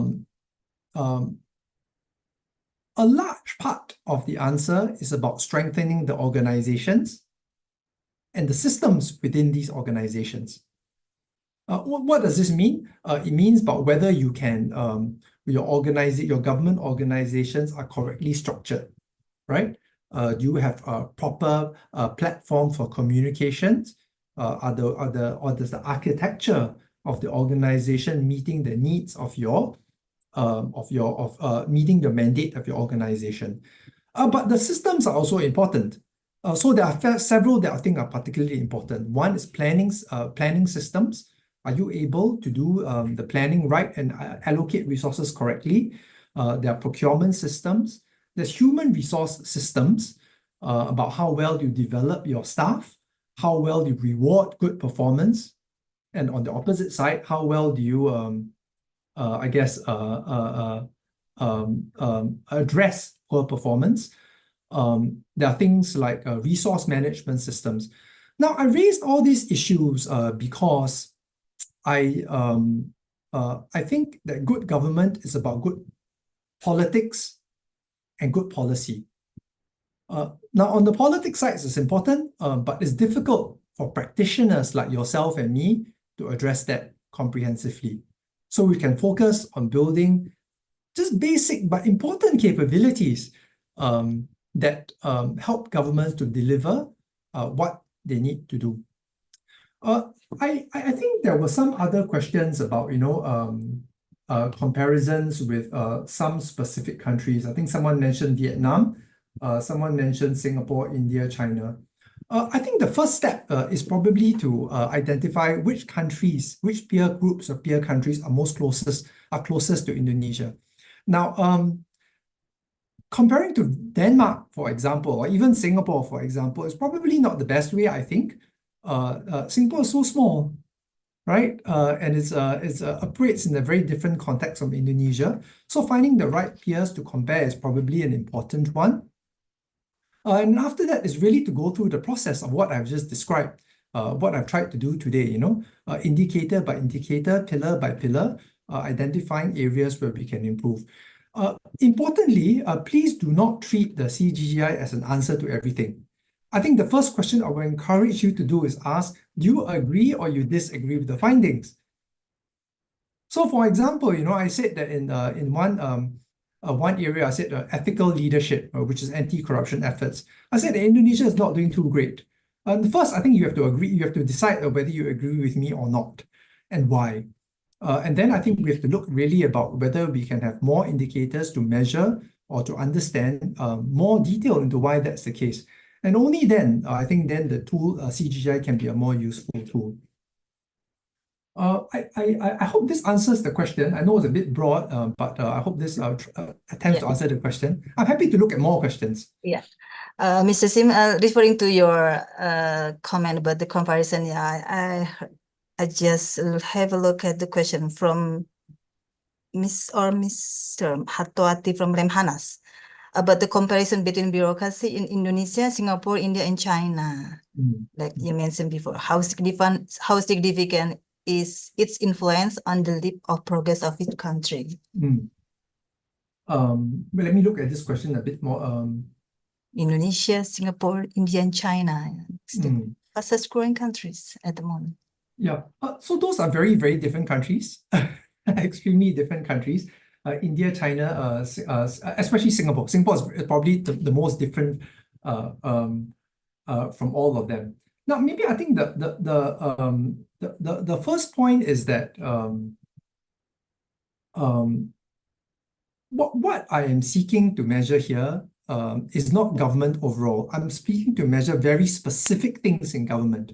How well do you coordinate? How well do you adapt? How well do you have a vision and articulate your vision? How well do you communicate yourself and present yourself globally? And I think in these areas, there are some within these broad range of areas, there are some areas where Indonesia does much better than many other countries, right? Including China and India. Now, India actually is an interesting one, you know. India's performance is not great, and along with the rest of South Asia, has been declining. This is different from Indonesia, where you're on a positive trend. It's a slight positive trend, but still positive, right? India is actually declining a lot. So I would say that if you just look at, you know, the rankings, that even specific areas of the ranking, Singapore is of course first, ranked on the first.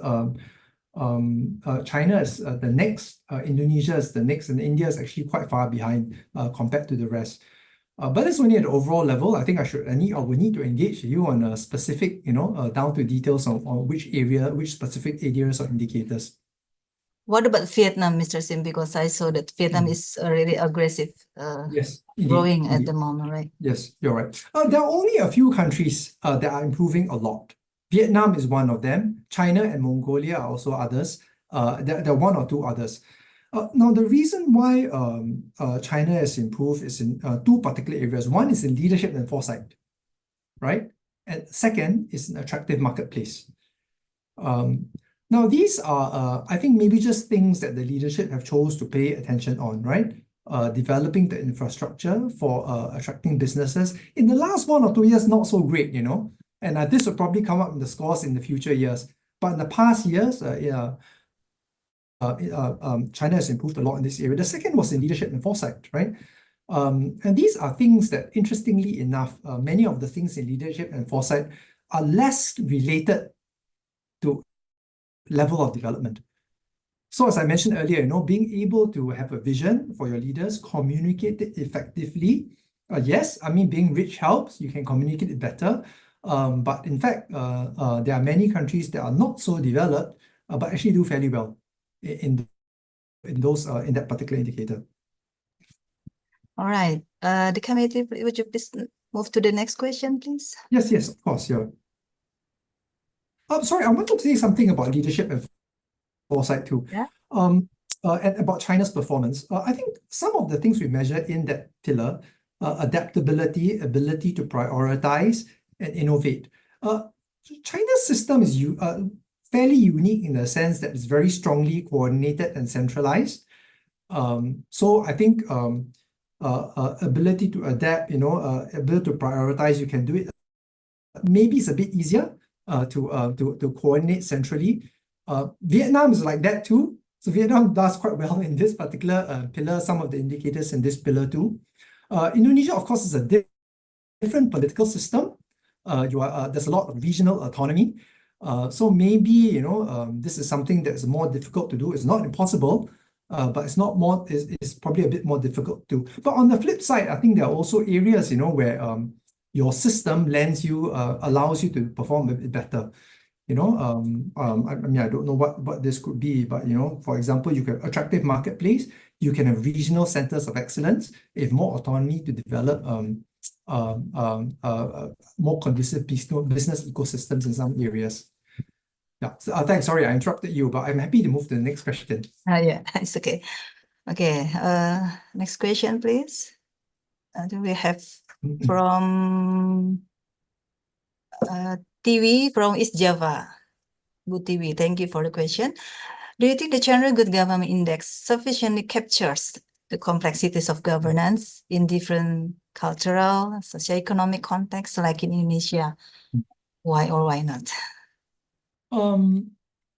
So I don't know why I don't know whether you have elaboration of this question. Like, are you thinking of some specific points, you know, that we can improve, or when you ask this question?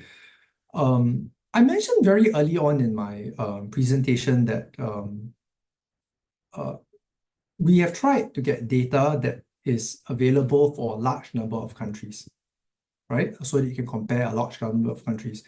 Now, the disadvantage of that, unfortunately, is that the indicators tend to be fairly general and broad. This is that's just the design of the system, right? The broader number of countries you want to include, is more general and broad. So this loses some of, I think, the nuances and complexities, as TV from East Java has pointed out. This loses some of the nuances and the complexities for Indonesia. So as I said earlier, I think please do think of the CGGI not as a final answer.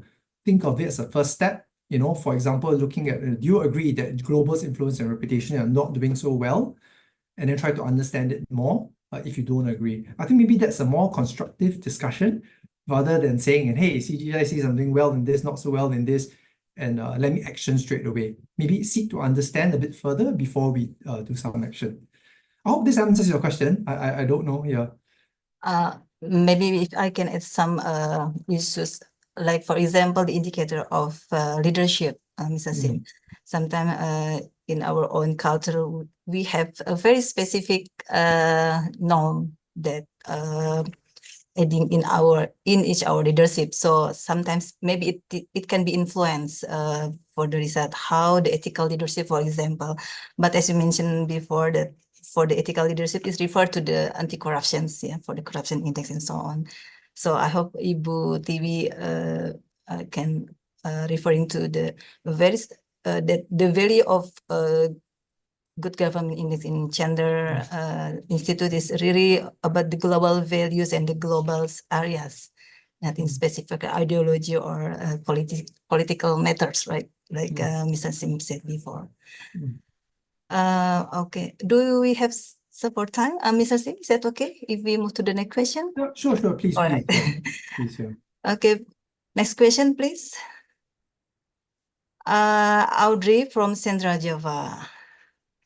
Okay, like any index, how Chandler overcome the potential weaknesses such as subjectivity in indicator selection, the choice of indicator, and how the evaluated can introduce bias, which is considered good governance and can vary.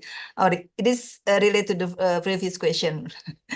Data quality and availability, the accuracy of the index, the issue, and the simplification of the complex issue relate to the single score or rank oversimplifying about the challenge and nuance of governance. Yeah. So I think these are fair questions to ask. I think these questions can be asked, can be posed to many indices and indicators out there.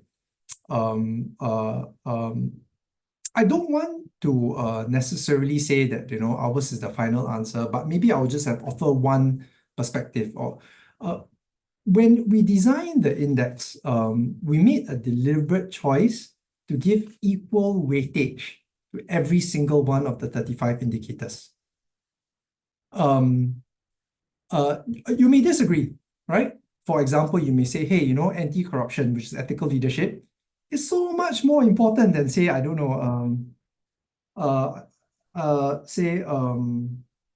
government debt, maybe, right? But we have chosen not to do that, because if once we assign weightage or put in some sort of subjective judgment, then it gets very controversial. So we've made them all equal weightage. What we have done in our website, however, is to develop a tool which allows you to change the weightages for different indicators. So if you feel that your particular context, this matters more than the other, and you can increase the weight. And using that, then you can make a more nuanced and textured analysis of where you compare. And by the way, once we have tweaked you can go on the website and tweak the weightages. It will automatically compute the scores for all 113 countries, or the ranks of 113 countries, based on your new weightages.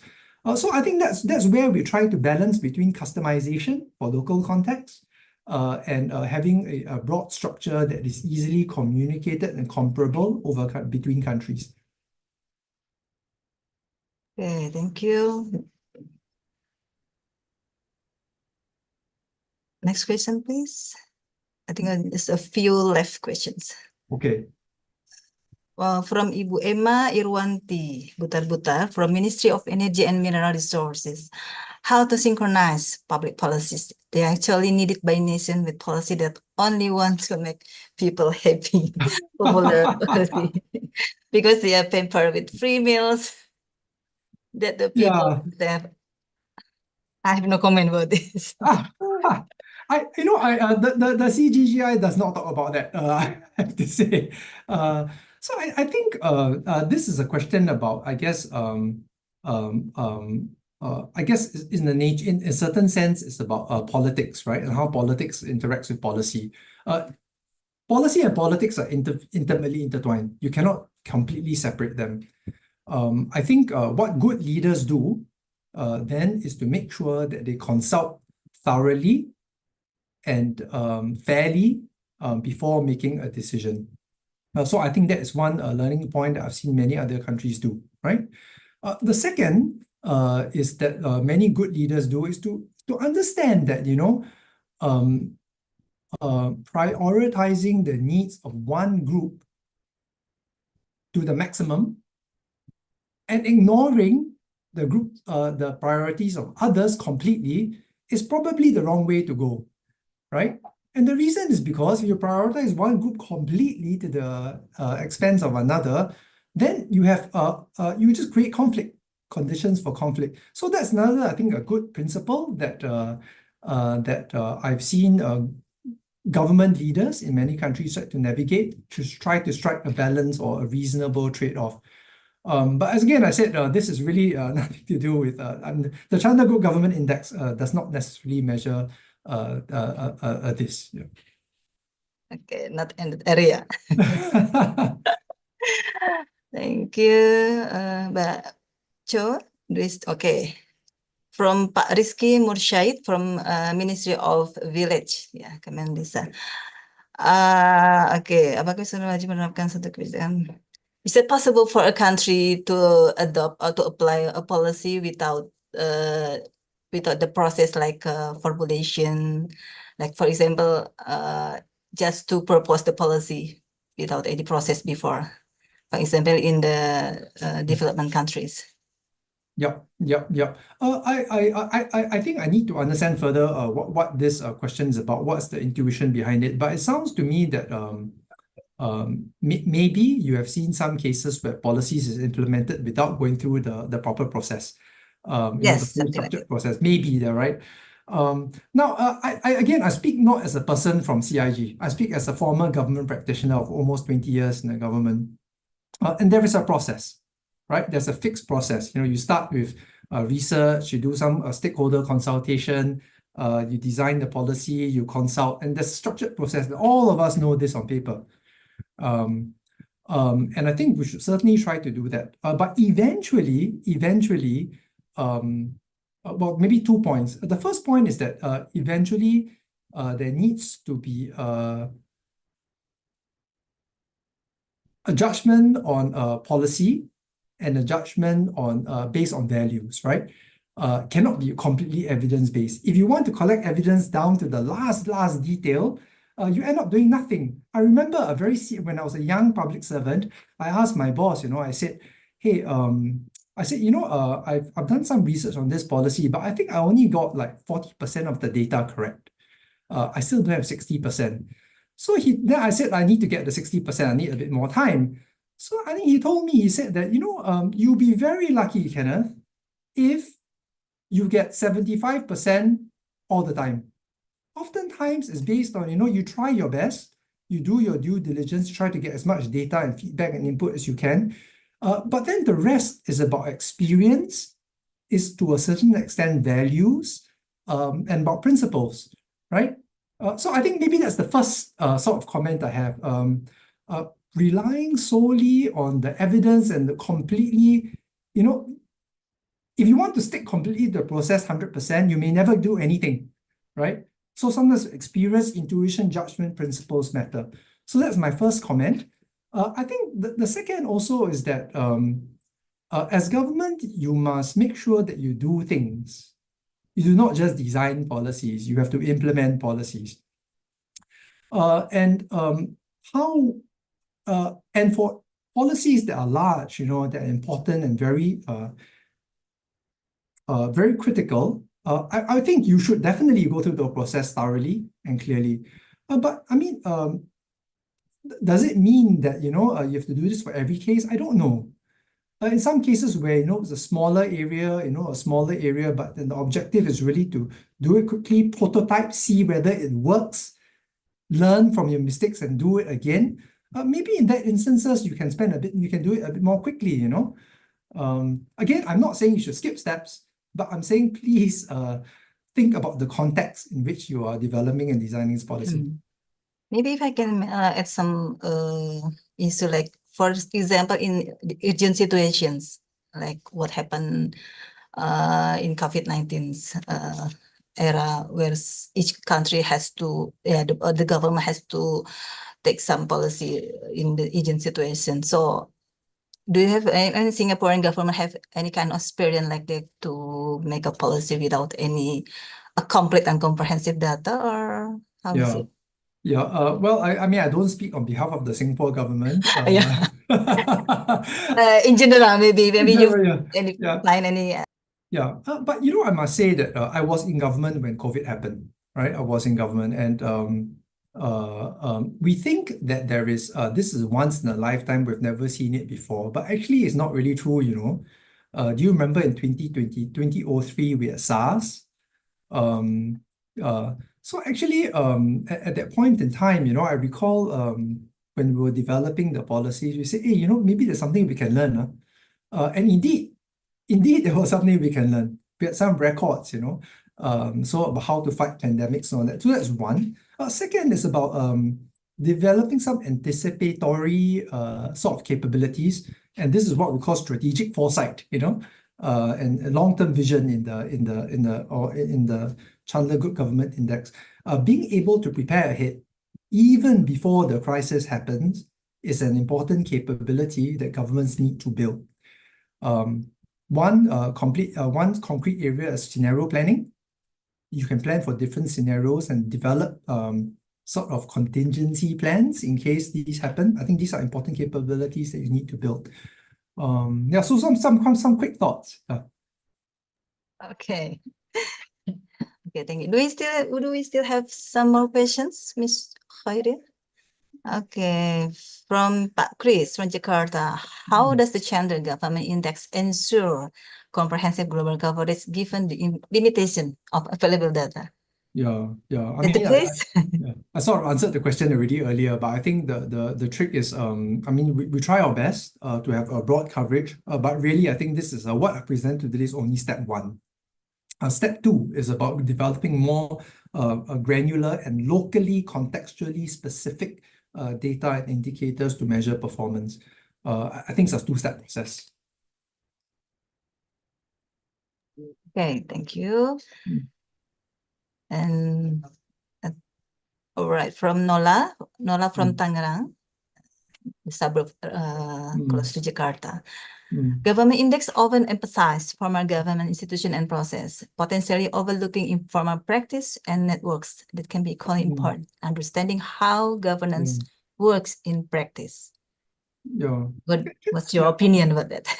Can I get a bit more context? I don't quite understand the question, to be honest. With a sense, yeah. Like in the formal situation, like more like government index, it tends to like a formal measurement. Sometimes overlooking informal practice, different condition in practice, something like that. Yeah, so I'm not sure where this question is coming from, but I guess maybe one way to interpret it is to ask, maybe the question is asking about whether with these metrics we are measuring something that's really happening on the ground. Maybe that's where the question is. That's my guess. I don't really know where the question is coming from. But if so, I think maybe I mean I guess we have to look at what some of these examples are, and to see how the index can complement. Yeah. Maybe you can ask some about the process of choosing the 35 indicators, Mr. Sims. Like you okay. mentioned earlier, Yeah. these indicators Mm. chosen by the expert, right? Yes, And good, maybe good, based good on the point. experience or based on the story, what the story behind the chosen. Oh, good. Okay, okay. Yes. Okay, I understand now. Okay. I think we were answering one very good, a simple question, right? As I said, if you want a government to be capable, what does capable mean, right? So we asked that question to different people, and different people gave different responses. Some gave stories, right? For example, like I talked about foresight and scenario planning and futures thinking. Some people said that. So I think we consulted with them, and of course we accumulated all these different perspectives. We of course have to look at also what the literature out there says, about importance about government capabilities. We developed that framework that you saw, the 7 pillars, and then we consulted with our advisory panel, which is a mix of academics, but also some government practitioners and people who are experienced in the governance space. So I think we were looking at capabilities that are not ideological, not related to any political system or any particular cultural practice, in fact, but that is important for governments all over the world. And this is how we came up with the index. Yeah. Okay, thank you very much. Mr. Sim, from the slide, we already finished the question, but Okay. we still have maybe 2 or 3 questions from the chat box. Maybe Because we just take one or get two it. more, and then yeah. Maybe only 1 or 2. From Pak Rahmat Taufik. Pak Rahmat Taufik from Polda Riau is the policeman in Riau in Sumatra. What are the effective ways to overcome challenge in applying insights and guidelines for policymakers and the government to improve good governance in Indonesia? Again, considering the vast cultural diversity. Yeah. Again, I'm not speaking again from the Chandler Good Government perspective. I'm speaking as a former government practitioner, right? I've worked in implementation teams, right? Implementation units, not policy making design, and policy making teams. And I think the trick is always to communicate it clearly enough. I think oftentimes, policymakers, they may say, this is the broad guidelines, but they're not going down to the little details, and the details do matter, right? I'll give you an example. When I was working I used to work in a regulator, the casino regulator, and part of my job was to decide on giving out licenses to casino employees. And of course, it's a broad guideline that says, hey, meet this criteria, yes or no, yes or no. And I realized at some point, there was a good number of people who were, I guess we made certain decisions that I wasn't sure, and I wasn't sure why. And I found out it's because some of the guidelines were not very clear, right? So being a bit more specific is important. But on the other hand, being too detailed down to the last dot, the last full stop is also bad.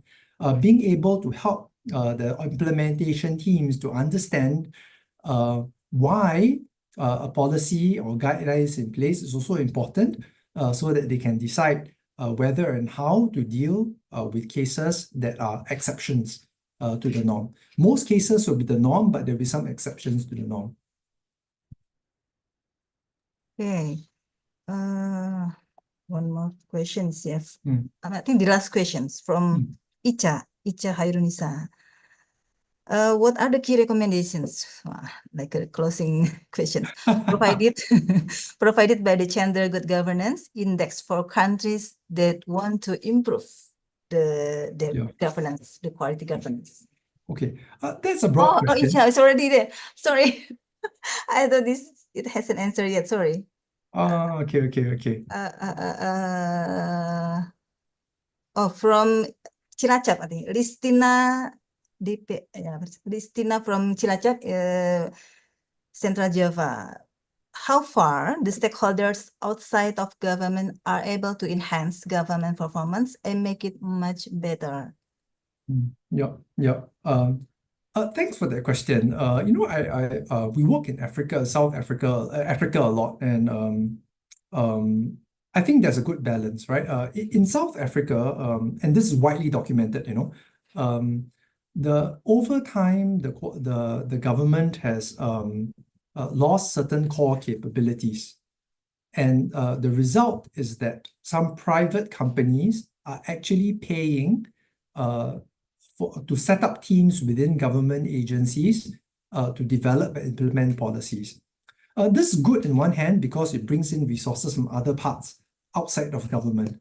But it's also a bit difficult because then there's conflict of interest, right? If businesses are paying for civil servant salaries, then I think there is a conflict of interest. So that's the first point. Second, is also relying on external resources completely for core government functions also means that there is no stability, right? Funding goes away, then the stability goes away, then the capabilities can disappear. So I would say that I think where best possible, developing internal capabilities within the government and prioritizing government resources to develop those internal capabilities are important. On the other hand, of course, there are areas where, government can't do everything, right?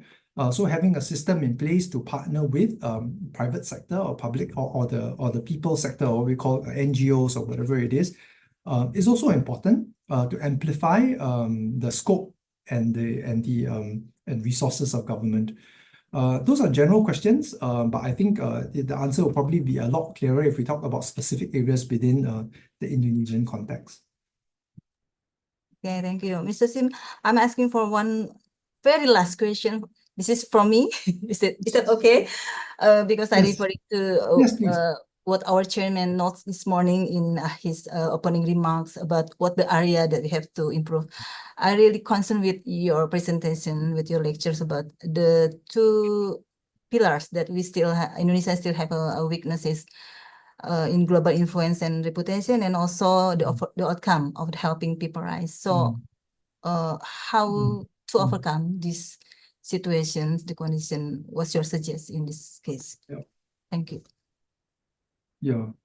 I won't give you a very good answer now because the question is quite broad and you need a lot of time to go into these specific areas.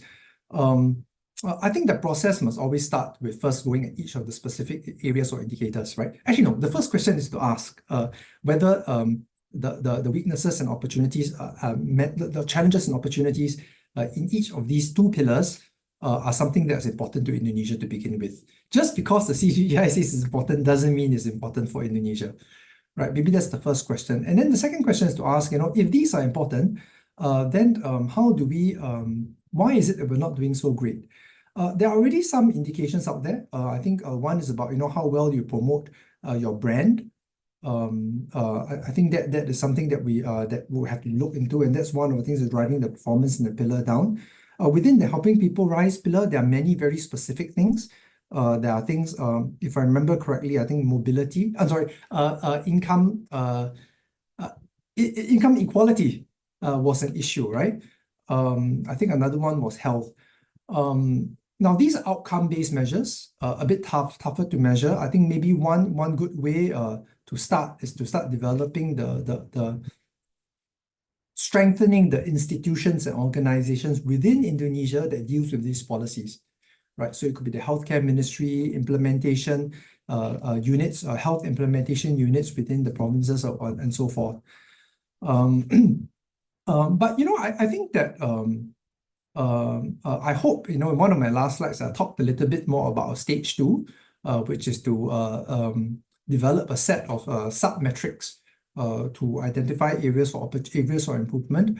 I hope that this is something that we can work with you together at some point. But that could be a first step. Yeah, thank you very much, Mr. Sim. I hope we all participants and including also can get some more benefit from this lecture. Ladies and gentlemen, we finally come to the end of this lecture. Before I close, I will give some notes as the conclusion from what the speaker, Mr. Sim, has presented just now. There are two notes that I just made. The first one is the world needs good government. It is no doubt. And the second one is there are few lessons from the top-ranked countries. These are the sound or the strengthening the institutions, the process, and the quality of policies are the keys.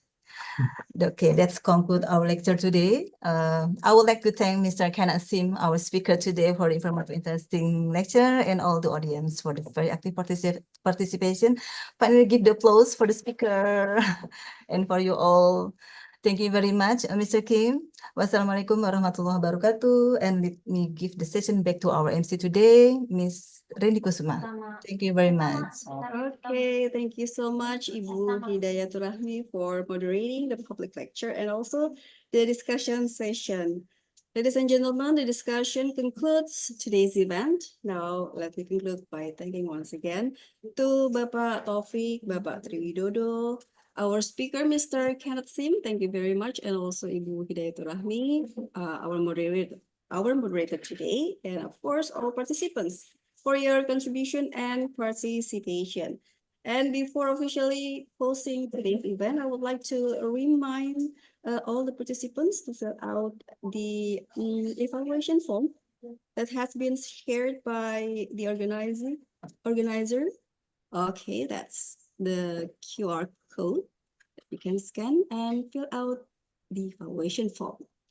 And thank you again for joining this lecture. I hope you find today's event informative and also engaging. Stay safe and stay healthy. I'm Rani signing off. Wassalamualaikum warahmatullahi wabarakatuh, and bye-bye. Terima kasih banyak. Bye-bye. Thank you very much, Mr. Sim. Bye. Thank you, Pak Yogi. Thank you, Mbak Reni. Thank you, Bapak Ibu.